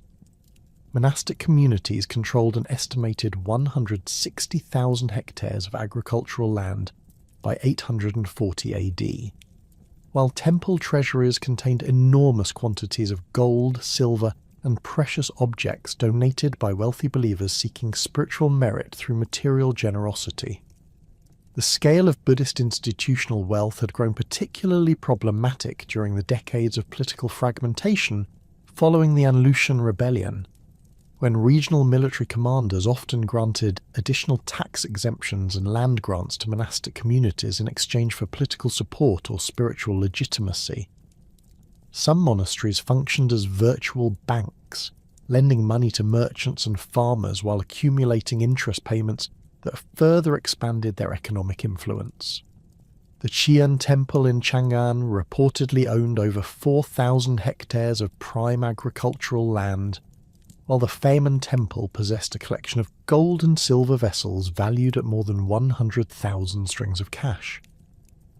Wuzong's initial moves against Buddhist institutions began subtly through administrative restrictions that tested the extent of potential resistance while avoiding direct confrontation with powerful monastic leaders. Imperial edicts issued in 841 AD limited the number of monks who could be ordained each year, required existing monastics to register with local authorities, and prohibited the construction of new temples without specific imperial permission. These measures, presented as efforts to maintain proper religious standards rather than persecution, allowed the emperor to gauge reactions from Buddhist communities and their secular supporters. The emperor's Taoist advisors, particularly the alchemist Zhao Gujian, provided both ideological justification for anti-Buddhist policies and practical guidance for implementing religious reforms. Zhao's influence reflected Wuzong's personal fascination with Taoist longevity practices and alchemical experiments designed to achieve immortality through the consumption of specially prepared elixirs. The emperor's daily routine included elaborate rituals involving the ingestion of mercury-based compounds and other mineral preparations that Taoist masters claimed would purify the body and extend life indefinitely. The systematic persecution began in earnest during 843 AD with imperial orders for the closure of smaller Buddhist temples and the forced return of monks and nuns to secular life. Local officials received detailed instructions for conducting these operations, including procedures for inventorying temple properties, redistributing monastic lands to tax-paying farmers, and ensuring that former religious personnel found appropriate civilian occupations. The initial phase targeted establishments with fewer than 20 residents, avoiding direct confrontation with major monastic centres while establishing precedents for more comprehensive action. The efficiency of these early closures demonstrated the imperial government's administrative capacity despite decades of political fragmentation and economic difficulty. Provincial governors coordinated with county magistrates to conduct simultaneous operations across multiple jurisdictions, preventing Buddhist communities from transferring assets to safer locations or organising coordinated resistance. Military units provided security during temple closures, while transportation networks facilitated the rapid movement of confiscated materials to imperial storage facilities. The confiscation procedures revealed the extraordinary wealth that Buddhist institutions had accumulated during 2 centuries of imperial patronage and popular devotion. Officials conducting inventories at the Daxingshan Temple in Chang'an discovered over 3,000 bronze Buddha statues, 1,500 gold and silver vessels, and silk textiles sufficient to clothe several thousand people. The temple's library contained more than 5,000 scrolls, including rare Sanskrit manuscripts and Chinese translations that represented centuries of scholarly work. Granaries associated with the temple complex held enough rice and wheat to feed the capital's population for several months. The forced secularization of monastic personnel created significant social and economic disruption, as thousands of individuals who had spent decades in religious life attempted to reintegrate into civilian society. Many former monks and nuns lacked practical skills necessary for agricultural or commercial work, having devoted their adult lives to religious study and ritual practice. The imperial government established programs to provide basic training in farming techniques and handicraft production, though these efforts proved inadequate for addressing the scale of displacement caused by the persecution. The destruction of Buddhist art and architecture during the persecution represented one of the most devastating cultural losses in Chinese history, as imperial orders required the melting down of bronze statues and the dismantling of wooden temple structures for their valuable materials. The famous bronze Buddha statue at the Farman Temple, standing over 10 meters tall and containing several tons of precious metal, was broken apart and transported to imperial foundries where it was recast into coins and ingots. Wooden buildings were systematically dismantled, with their timber used for governmental construction projects or sold to raise revenue for the imperial treasury. The persecution's economic impact extended far beyond the immediate confiscation of Buddhist wealth, as the sudden influx of precious metals into imperial coffers created significant monetary instability. The government's decision to mint large quantities of new coins using bronze from melted Buddha statues increased the money supply faster than economic growth could absorb, leading to inflationary pressures that affected prices throughout the empire. Merchants found their existing inventories worth less in real terms, while farmers discovered that their grain commanded lower prices relative to manufactured goods and luxury items. The redistribution of monastic lands to secular farmers initially appeared to address the imperial government's fiscal problems by bringing previously tax-exempt territories under regular assessment. However, the practical challenges of surveying and allocating these lands proved more complex than anticipated, as monastic properties often consisted of scattered plots that had been donated by different individuals over extended periods. Determining appropriate recipients for redistributed land required extensive administrative work that strained local governmental capacity while creating opportunities for corruption and favoritism. Regional military commanders responded to the Buddhist persecution with varying degrees of cooperation, reflecting their individual relationships with monastic communities and calculations about the policy's implications for their own authority. Some Jadushi enthusiastically supported the persecution as an opportunity to confiscate valuable properties within their territories, while others maintained protective relationships with Buddhist institutions that had provided political support during previous conflicts.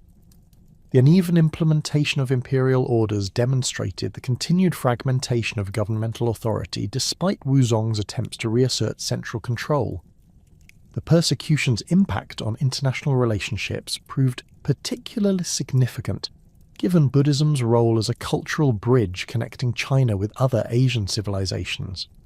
Diplomatic missions from Buddhist kingdoms in Southeast Asia and Central Asia expressed concern about the treatment of their co-religionists, while the destruction of temples that had served as centres for international scholarly exchange disrupted cultural relationships that had flourished for centuries. The Japanese court, which maintained strong Buddhist traditions, suspended several planned embassy missions rather than witness the persecution's effects firsthand. Wuzong's death in March 846 AD, possibly caused by mercury poisoning from his alchemical experiments, brought an immediate end to the systematic persecution of Buddhism as his successor Emperor Xuanzong reversed the anti-Buddhist policies within months of his accession. The new emperor's restoration of Buddhist institutions reflected both personal religious conviction and practical recognition that the persecution had created more problems than it had solved. However, the damage to Buddhist institutional structure proved largely irreversible, as many temples remained closed and monastic communities never recovered their pre-persecution numbers or influence. The long-term consequences of the Buddhist persecution extended far beyond religious affairs to fundamentally alter the relationship between imperial authority and regional power centres. The emperor's inability to implement his policies uniformly throughout the empire demonstrated the practical limitations of central governmental control, while the varied responses of regional commanders revealed the extent to which local interests had superseded imperial directives in determining actual policy implementation. This fragmentation of authority would characterize the remainder of the Tang period as successive emperors struggled to maintain meaningful control over increasingly autonomous regional territories. The weakening of the imperial examination system during this period reflected broader changes in the relationship between central government and aristocratic families that had begun during the Anlushan Rebellion and accelerated throughout the 9th century. The examination system, which had served as the primary mechanism for recruiting officials based on merit rather than family connections, faced increasing challenges as regional military commanders gained the authority to appoint subordinates without reference to examination qualifications or imperial approval. The hereditary privilege that had characterized Chinese aristocracy before the Tang dynasty's meritocratic reforms began reasserting itself as established families leveraged their accumulated wealth and political connections to secure governmental positions for their members. The great clans of Shandong, Henan, and other regions that had dominated Chinese politics during the period of division developed new strategies for maintaining influence that bypassed the examination system's emphasis on literary accomplishment and administrative competence. The decline in examination participation became evident through statistical analysis of successful candidates during the mid-9th century, which revealed significant decreases in both the number of applicants and the geographical diversity of those who achieved passing grades. Provinces under the control of autonomous military governors contributed fewer examination candidates, as local opportunities for advancement through military or commercial channels reduced the incentives for pursuing classical education and bureaucratic careers. The quality of examination supervision also deteriorated as regional authorities gained influence over local testing procedures and evaluation standards. Military governors who controlled examination sites could manipulate results to favour candidates from families that supported their political objectives, while the imperial government lacked sufficient oversight capacity to ensure consistent application of testing standards across different regions.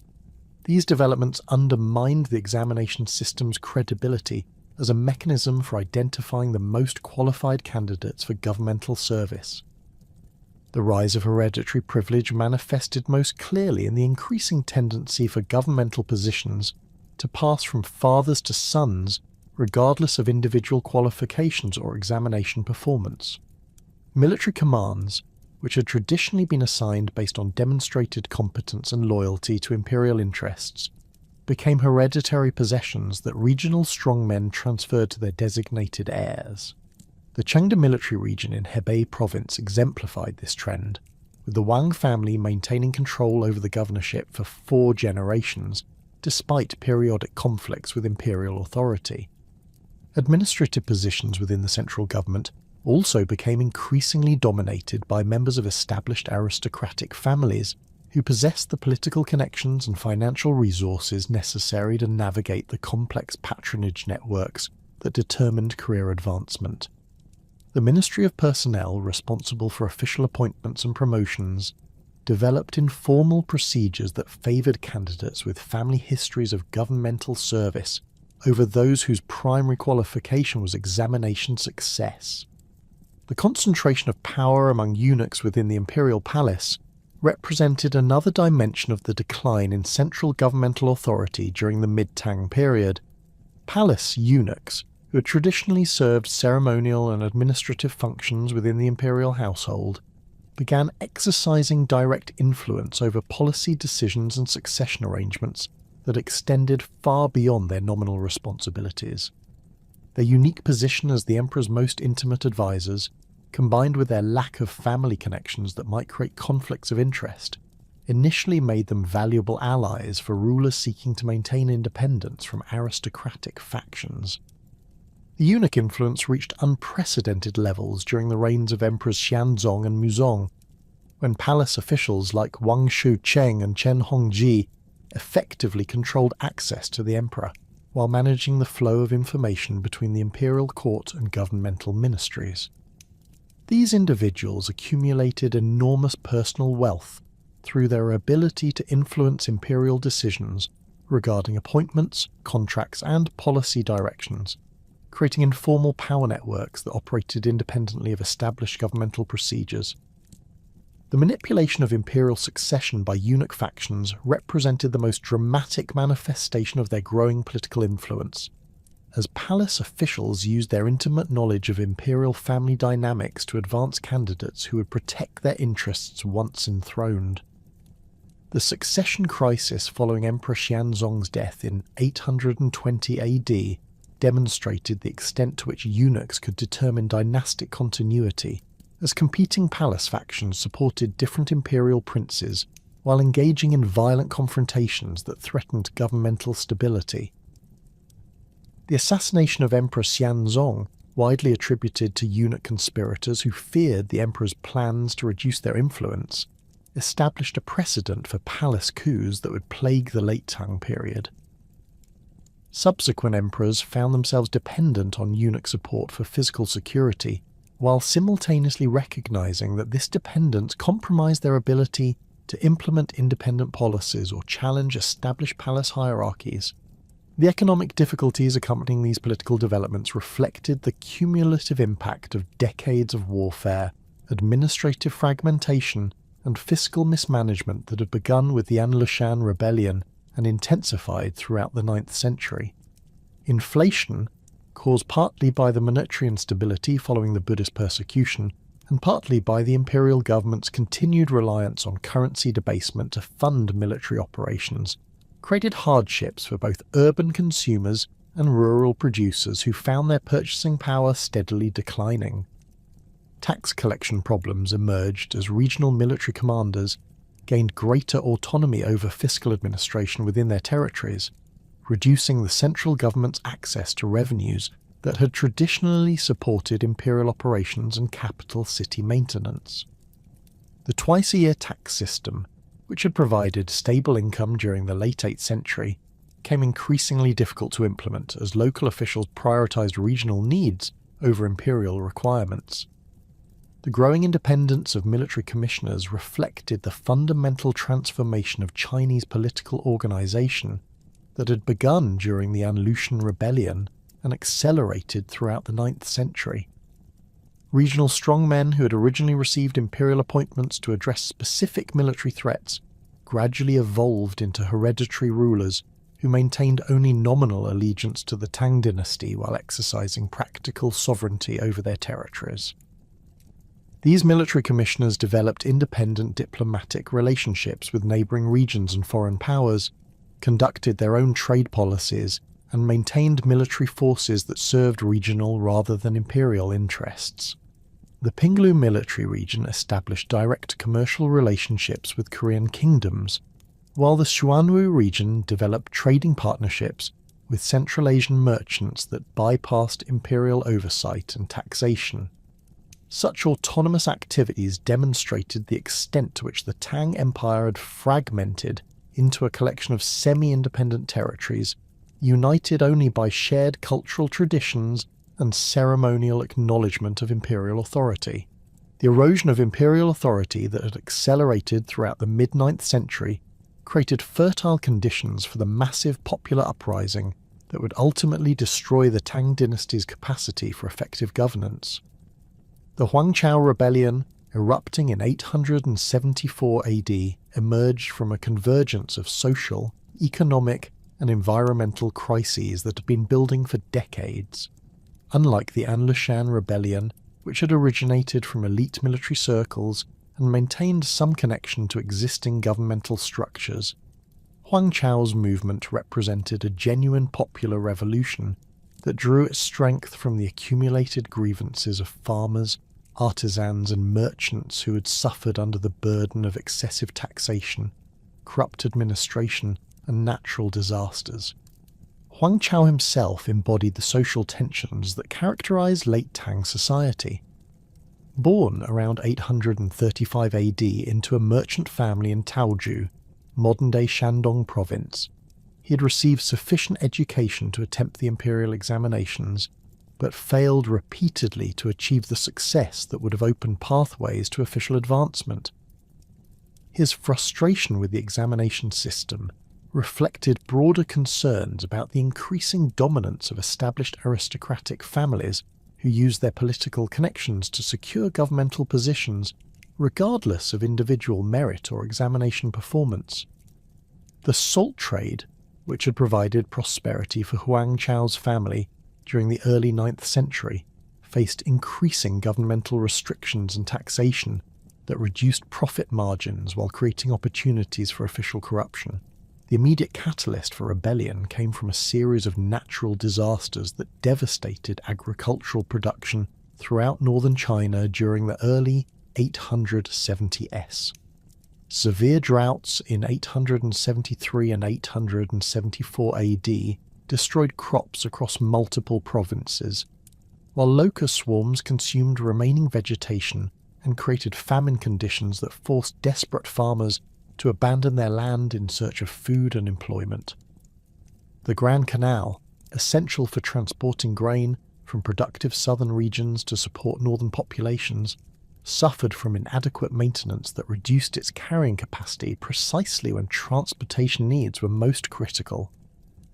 The imperial government's response to these crises demonstrated the extent to which administrative capacity had deteriorated since the height of Tang power. Local officials, appointed through increasingly corrupt processes and accountable primarily to regional military commanders rather than central authority, proved incapable of organising effective disaster relief or maintaining public order as social conditions deteriorated. Granaries that should have contained emergency food supplies had been depleted through mismanagement and embezzlement, while transportation networks necessary for distributing aid had fallen into disrepair due to inadequate funding and supervision. The salt monopoly system, which had provided crucial revenues for the imperial government since the late 8th century, became a particular source of popular resentment as officials used their regulatory authority to extract bribes from merchants while imposing arbitrary restrictions that disrupted traditional trading patterns.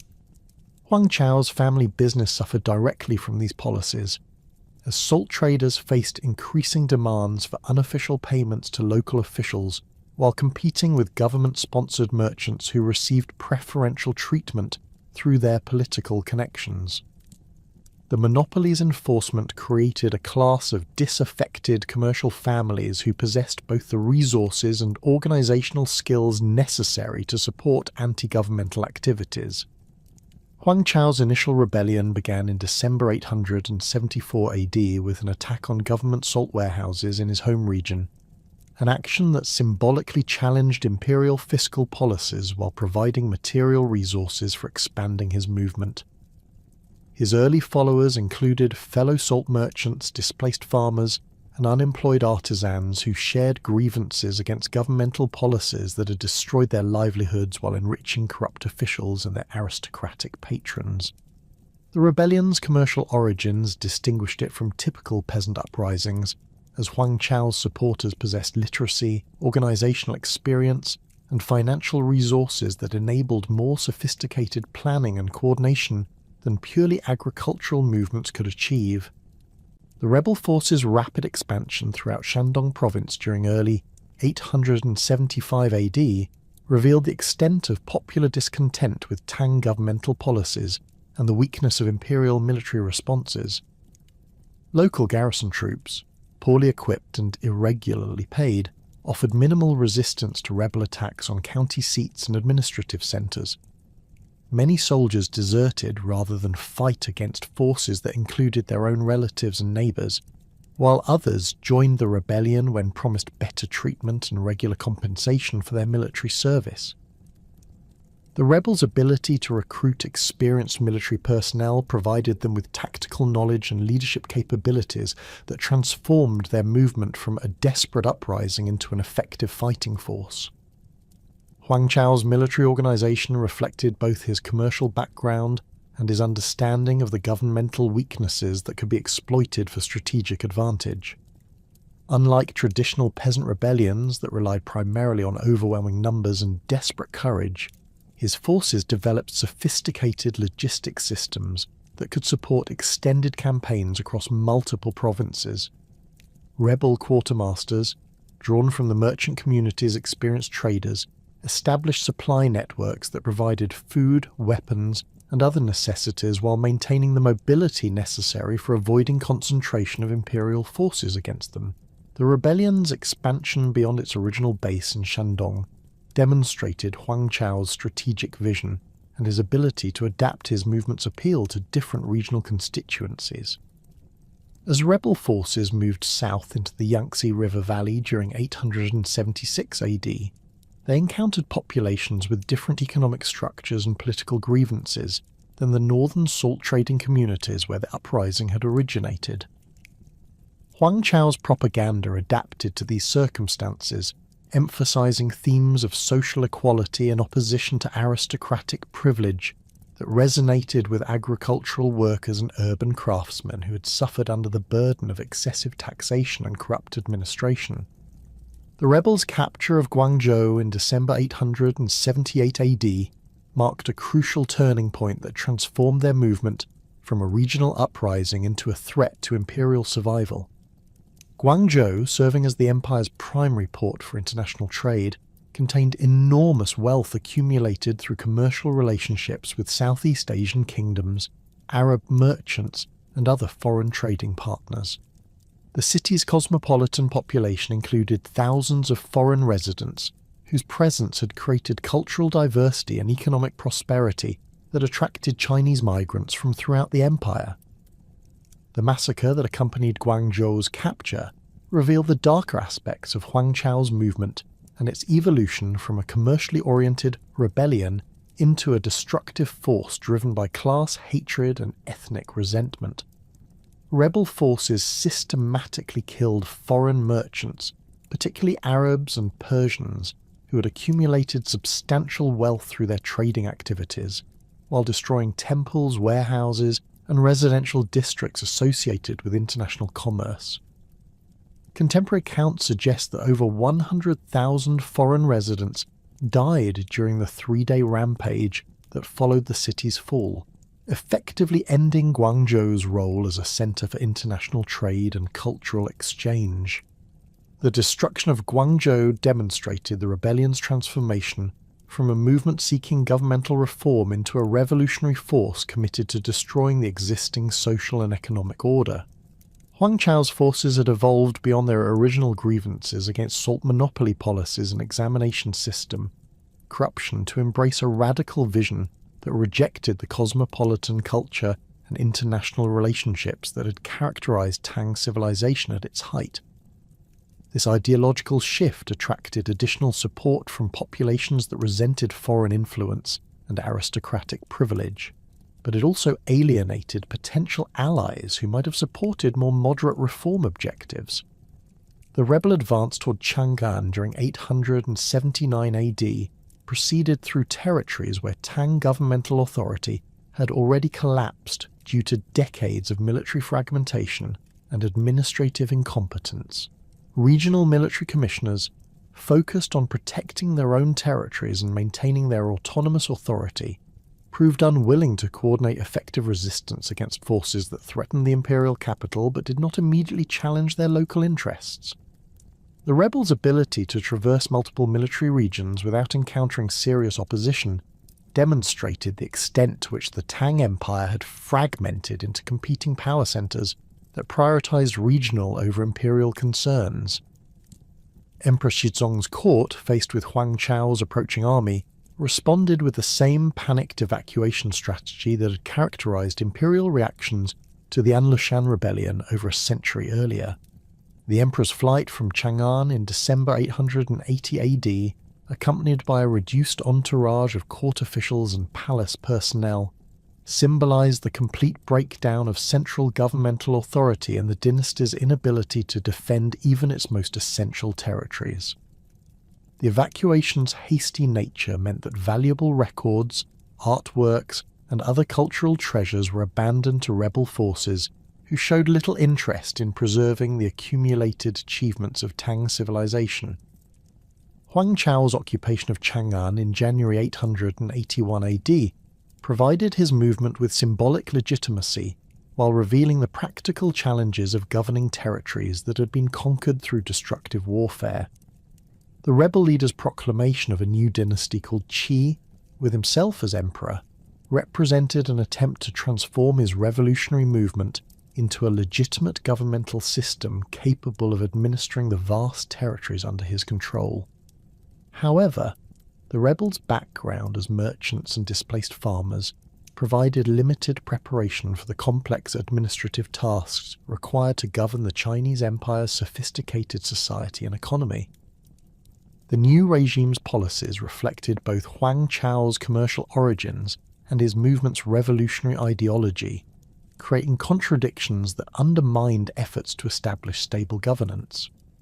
Attempts to eliminate aristocratic privilege and redistribute wealth appealed to the rebellion's popular supporters, but created administrative chaos as experienced officials fled or were executed, leaving governmental functions without qualified personnel. The rebels' hostility toward foreign merchants and international trade disrupted commercial networks that had provided essential revenues for imperial operations, while their destruction of cultural institutions eliminated sources of legitimacy that had traditionally supported Chinese governmental authority. The systematic destruction of Chang'an's palaces, temples, and residential districts during the rebel occupation represented one of the most devastating cultural losses in Chinese history. Huang Chao's forces, driven by class hatred and resentment against aristocratic luxury, systematically destroyed buildings, artworks, and libraries that represented centuries of accumulated cultural achievement. The Daming Palace's throne hall, which had served as the ceremonial centre of Tang imperial authority, was stripped of its decorative elements before being burned, while the imperial library's collection of classical texts and historical records was scattered or destroyed. The rebellion's impact on Chang'an's population proved equally catastrophic, as rebel forces engaged in systematic massacres of aristocratic families, government officials, and foreign residents who were viewed as representatives of the corrupt social order that the movement sought to eliminate. Contemporary accounts describe streets filled with corpses and entire districts reduced to ruins, while surviving residents fled to rural areas or sought refuge in territories controlled by regional military commanders who maintained some semblance of order. The collapse of governmental authority in the imperial capital created opportunities for regional military commissioners to assert greater independence while positioning themselves as protectors of traditional Chinese civilization against the rebels' destructive radicalism. Li Keong, the military governor of Hedong, emerged as the most effective imperial loyalist, commanding Shatuo cavalry units whose fighting effectiveness exceeded that of traditional Chinese military formations. His forces included experienced nomadic warriors whose tactical skills and mobility advantages proved crucial in confronting rebel armies that had grown overconfident through their early successes. The Shatuo cavalry's intervention in the conflict represented another example of the Tang dynasty's dependence on foreign military assistance to address internal challenges, continuing a pattern that had begun with Uyghur support during the Andalusian Rebellion. Li Keong's troops, ethnically Turkic but culturally assimilated to Chinese military traditions, provided the imperial cause with fighting capabilities that native Chinese forces could no longer match. Their success in defeating rebel armies demonstrated both the continued effectiveness of nomadic military techniques and the extent to which the Tang military system had deteriorated since the dynasty's founding. The gradual reconquest of territories controlled by Huang Chao's forces began in 882 AD as imperial loyalist armies, supported by Shatuo cavalry and regional military units, launched coordinated attacks against rebel strongholds throughout northern China. The rebels' lack of experience in defensive warfare became apparent as they proved unable to maintain control over territories that had been conquered through rapid offensive campaigns. Their revolutionary ideology, which had provided motivation during the initial uprising, proved inadequate for inspiring the sustained resistance necessary to defend fixed positions against experienced military opponents. Huang Chao's death in June 884 AD, killed by his own nephew Huang Kun during a desperate attempt to escape pursuing loyalist forces, mark the formal end of the rebellion that had devastated the Tang Empire for nearly a decade. However, the uprising's conclusion brought little relief to territories that had suffered through years of warfare, administrative collapse, and economic disruption. The systematic destruction of governmental infrastructure, combined with massive population displacement and the breakdown of commercial networks, created conditions that would prevent meaningful imperial recovery for the remainder of the Tang period. The rebellion's aftermath revealed the permanent transformation of Chinese political organization that had occurred during the 9 years of conflict.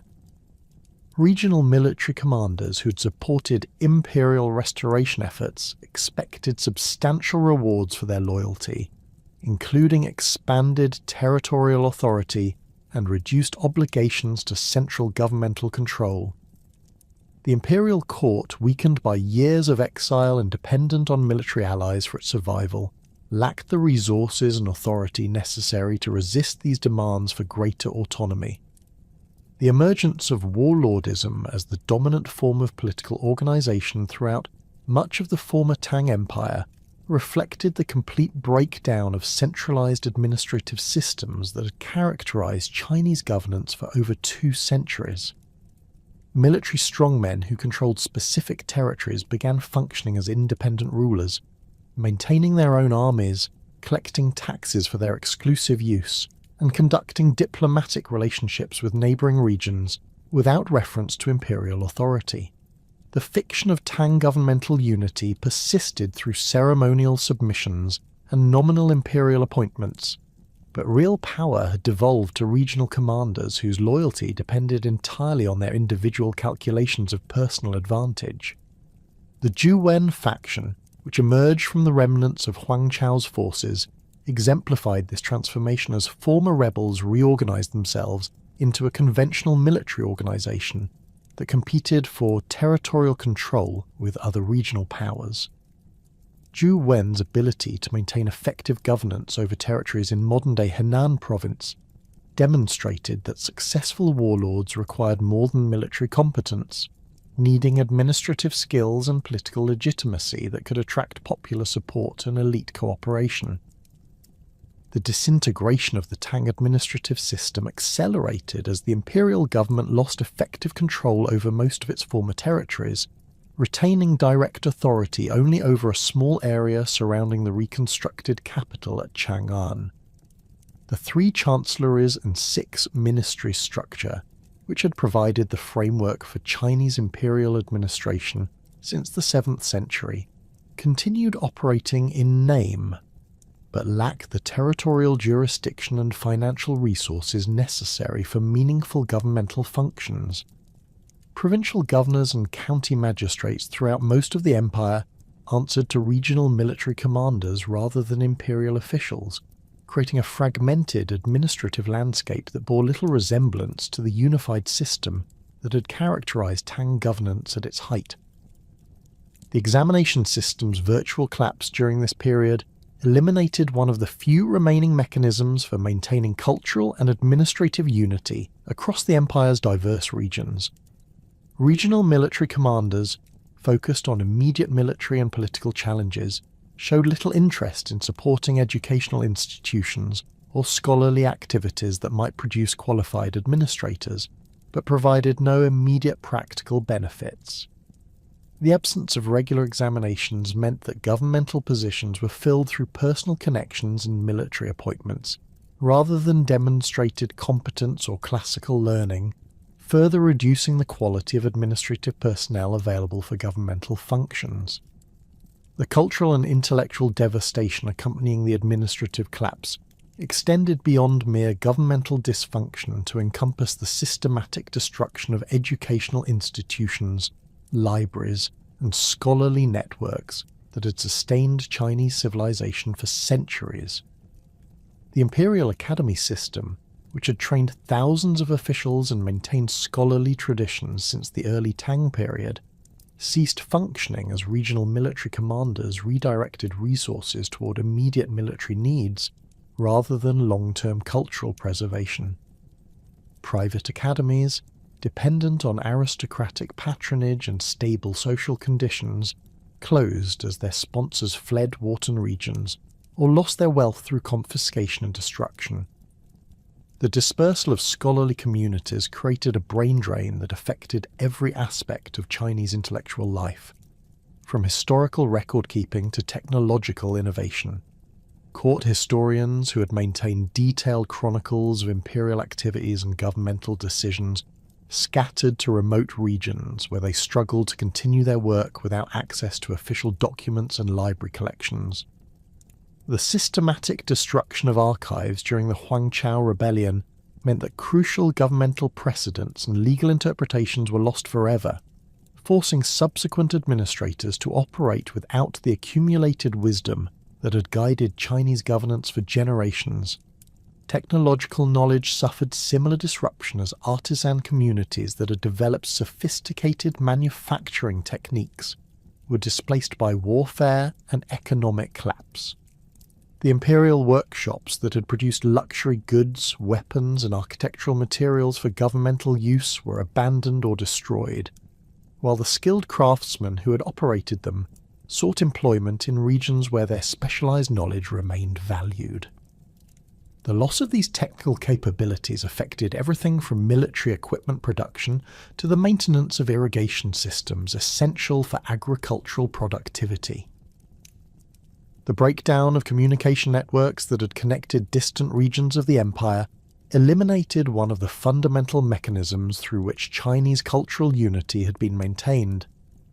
The postal relay system, which had enabled rapid transmission of official documents and private correspondence across thousands of miles, collapsed as regional military commanders appropriated horses and personnel for their own military operations. Without reliable communication channels, different regions began developing divergent practices and customs that reflected local conditions rather than empire-wide standards.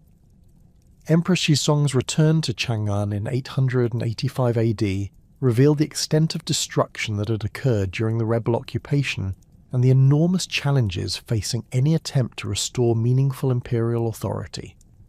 The capital's population had declined from over 1 million residents to fewer than 100,000, while entire districts remained uninhabitable due to fire damage and structural collapse. The imperial palace complex required complete reconstruction, as rebel forces had systematically destroyed buildings, gardens, and ceremonial facilities that had served as symbols of Tang governmental authority for over 2 centuries. The emperor's court, reduced to a few hundred officials and palace personnel, operated from temporary buildings while attempting to re-establish the basic governmental functions necessary for imperial administration. The absence of experienced administrators, combined with the loss of governmental records and legal precedents, meant that even routine decisions required extensive consultation and improvisation. Tax collection procedures, appointment protocols, and judicial processes that had operated smoothly for generations needed to be reconstructed from fragmentary memories and incomplete documentation. The fiscal crisis facing the restored imperial government proved even more challenging than the administrative reconstruction, as traditional revenue sources had been destroyed or appropriated by regional military commanders who refused to acknowledge central governmental authority.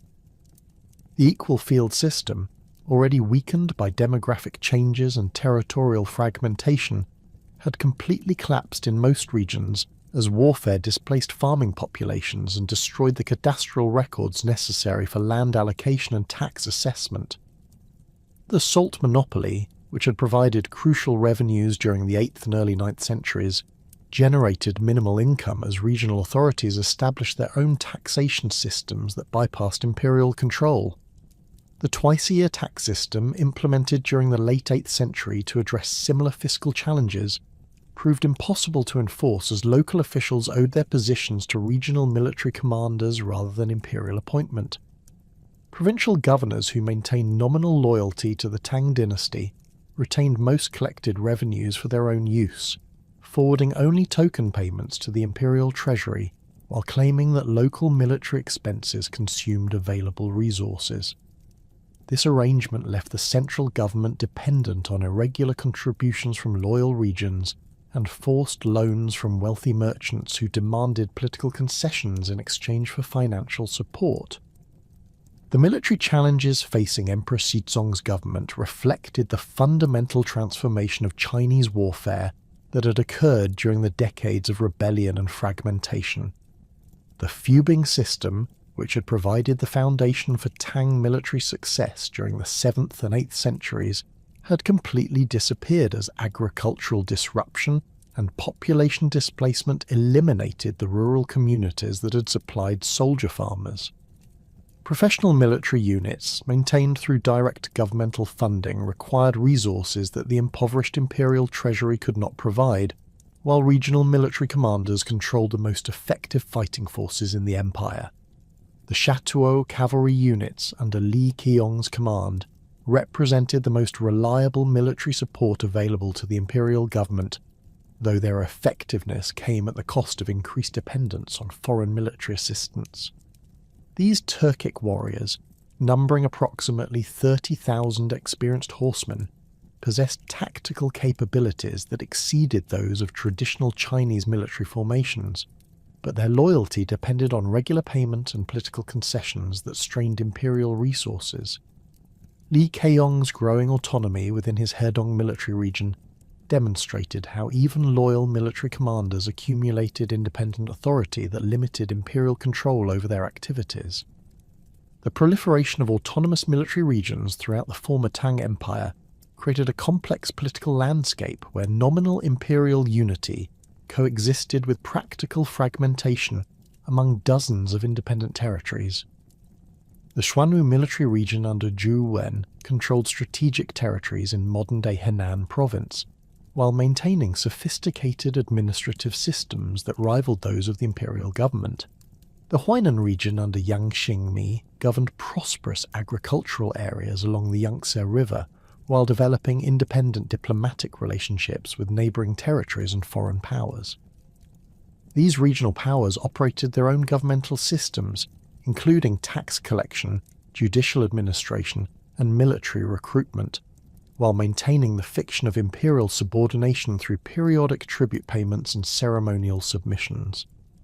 Their administrative capabilities often exceeded those of the weakened central government, as regional rulers could focus their resources on governing coherent territories rather than attempting to coordinate activities across the empire's vast expanse.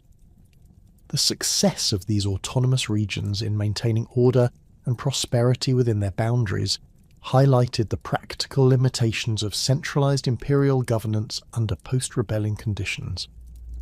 The succession of Emperor Zhaozong in 888 AD brought to the throne a ruler who possessed greater energy and political awareness than his predecessor, though he inherited governmental and military challenges that had become virtually insurmountable. The new emperor, 21 years old at his accession, had observed the dynasty's decline during his youth and understood that dramatic reforms would be necessary to restore meaningful imperial authority. His early reign witnessed attempts to reassert central control over regional military commanders through a combination of military pressure, diplomatic negotiation, and administrative reorganization. Zhaozong's efforts to rebuild imperial military capabilities included attempts to recruit and train new army units that could operate independently of regional military commanders whose loyalty remained questionable. The emperor established military academies designed to produce officers loyal to imperial rather than regional interests, while implementing new recruitment procedures that drew soldiers from areas under direct governmental control. These initiatives achieved limited success due to financial constraints and the superior resources available to established regional powers, but they demonstrated the emperor's recognition that military reform was essential for governmental restoration. The emperor's administrative reforms focused on rebuilding the examination system and governmental bureaucracy that had provided the foundation for Tang administrative excellence during the dynasty's peak periods. New examination procedures emphasized practical administrative skills rather than purely literary accomplishments, while recruitment efforts targeted educated individuals from regions that remained loyal to imperial authority. The establishment of new governmental schools provided training opportunities for potential administrators, though their limited scope meant that they could not address the empire-wide shortage of qualified personnel. Zhaozong's diplomatic initiatives attempted to exploit tensions among regional military commanders, while building coalitions that could support imperial restoration efforts. The emperor's court maintained extensive correspondence with autonomous regional rulers, offering political concessions and commercial privileges in exchange for acknowledgement of imperial authority and cooperation in addressing common challenges. These negotiations achieved occasional tactical successes, but failed to produce the sustained cooperation necessary for meaningful governmental unification. The environmental and demographic challenges of the late 9th century compounded the political and military difficulties facing the imperial government, as natural disasters and continued warfare prevented the population recovery necessary for economic restoration. Severe flooding along the Yellow River in 889 AD displaced hundreds of thousands of farming families while destroying agricultural infrastructure that had supported regional food production for centuries. The Grand Canal system, essential for transporting grain between different regions of the empire, suffered from inadequate maintenance that reduced its carrying capacity precisely when transportation needs were most critical. Population levels throughout the former Tang Empire remained far below pre-rebellion figures, as warfare, disease, and economic disruption had created demographic catastrophe from which recovery proved extremely difficult. Urban centres that had flourished during the Kaiyuan period struggled to maintain basic services and commercial activities, while rural areas faced labour shortages that reduced agricultural productivity and tax revenues. The breakdown of family structures and social networks that had provided stability during previous periods of difficulty meant that communities lacked the institutional resources necessary for coordinated recovery efforts. The cultural impact of these demographic changes extended beyond immediate practical concerns to affect the transmission of knowledge and traditions that had defined Chinese civilization for centuries. Craft techniques, literary traditions, and religious practices that had been passed down through family and community networks were lost as social disruption eliminated the stable conditions necessary for cultural continuity. The absence of educational institutions and scholarly communities meant that younger generations grew up without access to the classical learning that had provided the foundation for Chinese intellectual and administrative traditions. The economic consequences of prolonged warfare and governmental fragmentation created conditions that prevented the commercial recovery necessary for supporting complex governmental operations. Trade networks that had connected different regions of the empire and facilitated cultural exchange were disrupted by political boundaries and military conflicts that made long-distance commerce dangerous and unprofitable. The Silk Road connections that had brought prosperity to Central Asian territories under Tang control were severed as regional military commanders imposed their own taxation and regulatory systems that discouraged international trade. Manufacturing industries that had produced luxury goods for domestic consumption and international export declined as skilled artisans dispersed and raw material supplies became unreliable. The ceramic workshops that had created Tang Sankai pottery, prized throughout Asia for its technical excellence and artistic beauty, ceased production as demand collapsed and transportation networks failed. Silk production, which had provided both domestic prosperity and international prestige for Chinese civilization, suffered from the disruption of mulberry cultivation and the loss of weaving techniques that required specialized knowledge and stable working conditions. Agricultural productivity, the foundation of Chinese economic life, remained far below pre-rebellion levels as continued warfare and population displacement prevented the restoration of intensive cultivation techniques that had supported the empire's demographic growth during the 8th century. The equal field system's collapse meant that land distribution occurred through ad hoc arrangements that often failed to provide farmers with sufficient acreage or security of tenure necessary for long-term agricultural investment. Irrigation systems that had supported intensive agriculture in key regions suffered from inadequate maintenance and deliberate destruction during military campaigns. The monetary system that had facilitated commercial transactions throughout the empire experienced severe disruption as regional authorities began minting their own coins, while imperial currency lost credibility due to debasement and irregular supply. The bronze coinage that had provided stable medium of exchange for centuries became unreliable, as different regions produced coins with varying metal content and weight standards. Barter transactions increasingly replaced monetary exchange in many areas, reducing commercial efficiency while limiting the scope of economic relationships that could be maintained across political boundaries.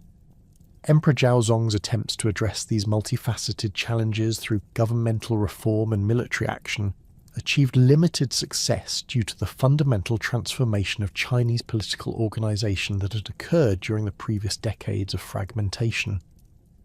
The emperor's authority, confined to a small territory surrounding the reconstructed capital, lacked the territorial base and resource access necessary for implementing empire-wide policies or coordinating large-scale military campaigns. Regional military commanders, comfortable with their autonomous authority and suspicious of imperial attempts to reduce their independence, resisted central governmental initiatives while maintaining their own territorial interests. The growing influence of powerful court eunuchs during Zhaozong's reign reflected the emperor's weakness and his dependence on palace personnel, who could provide personal security while managing the complex political relationships necessary for imperial survival. Eunuch officials like Liu Jishu and Wang Zhongwen accumulated enormous influence over imperial decision-making, while developing their own networks of supporters and clients throughout the reduced imperial administration. Their manipulation of court politics and imperial appointments created additional instability as competing eunuch factions pursued conflicting objectives that often contradicted broader imperial interests. The assassination of Emperor Zhaozong on August 13th, 904 AD, by soldiers acting on orders from the warlord Zhu Wen, eliminated the last Tang ruler who had possessed both the personal capability and institutional position necessary for meaningful governmental restoration. Zhu Wen's decision to murder the emperor reflected his calculation that Zhaozong's continued attempts to reassert imperial authority threatened the autonomous regional power that he had built during the previous 2 decades of fragmentation. The assassination occurred in Luoyang, where the emperor had been residing under what amounted to house arrest, while Zhu Wen consolidated his control over the remaining imperial territories. The installation of Li Ju, Zhaozong's 13-year-old son, as Emperor Ai represented Zhu Wen's attempt to maintain the fiction of imperial legitimacy while exercising real authority through his control over the puppet ruler. The young emperor's complete dependence on Zhu Wen's military protection and administrative support eliminated any possibility of independent imperial action, while the warlord's control over court appointments and policy decisions reduced the imperial government to a ceremonial institution that legitimized his regional authority. This arrangement satisfied Zhu Wen's immediate political needs, while providing him with time to prepare for the formal establishment of his own dynasty. The manipulation of Emperor Ai during his brief reign demonstrated the extent to which imperial authority had become subordinated to the military power of regional strongmen, who maintained the Tang dynasty's existence only as long as it served their political purposes. Court ceremonies continued according to traditional protocols, while governmental ministries maintained their nominal functions under the supervision of officials appointed by Zhu Wen rather than through established imperial procedures. The young emperor's isolation within the palace complex, surrounded by guards loyal to Zhu Wen rather than imperial interests, symbolized the complete subordination of dynastic authority to warlord power. The final act of this political transformation occurred on April 18, 907 AD, when Zhu Wen forced Emperor Ai to abdicate in his favour, formally ending the Tang dynasty after 289 years of rule. The abdication ceremony, conducted in Luoyang with appropriate ritual formalities, transferred imperial authority to Zhu Wen, who established the later Liang dynasty as the first of the 5 dynasties that would compete for control over northern China during the subsequent period of political fragmentation. The young former emperor's death shortly after his abdication, almost certainly by assassination, eliminated the last potential focal point for Tang loyalist resistance. The establishment of the later Liang dynasty marked the beginning of the 5 dynasties and 10 kingdoms period, a time of unprecedented political fragmentation that would last until the Song dynasty's reunification of China in 960 AD. Zhu Wen's new regime controlled only a fraction of the territory that had comprised the Tang Empire at its height, while independent kingdoms in southern China and autonomous military regions in the north maintained their own governmental systems and territorial boundaries. The cultural unity that had characterized Chinese civilization during the Tang period gave way to regional diversity as different areas developed distinct political traditions and social practices. The Tang dynasty's collapse represented more than the end of a particular ruling house. It marked the conclusion of an era in Chinese history when centralized imperial government had successfully integrated diverse populations across vast territories while maintaining cultural coherence and administrative effectiveness. The dynasty's achievements in poetry, painting, sculpture and architecture had established standards of artistic excellence that would influence Chinese civilization for centuries, while its governmental innovations had created administrative systems that subsequent dynasties would adapt and refine. The cosmopolitan character of Tang society, with its acceptance of foreign influences and international relationships, had demonstrated the possibilities for cultural synthesis and intellectual exchange that would inspire later periods of Chinese openness to external ideas and practices. The dynasty's ultimate failure reflected the inherent tensions within Chinese imperial governance between centralized authority and regional autonomy, between cultural unity and local diversity, and between the demands of governing vast territories and the limitations of pre-modern administrative and communication technologies. The Anlushan rebellion had revealed these structural weaknesses, while the subsequent century of fragmentation and decline had demonstrated the difficulty of maintaining imperial unity once the balance between central and regional authority had been disrupted.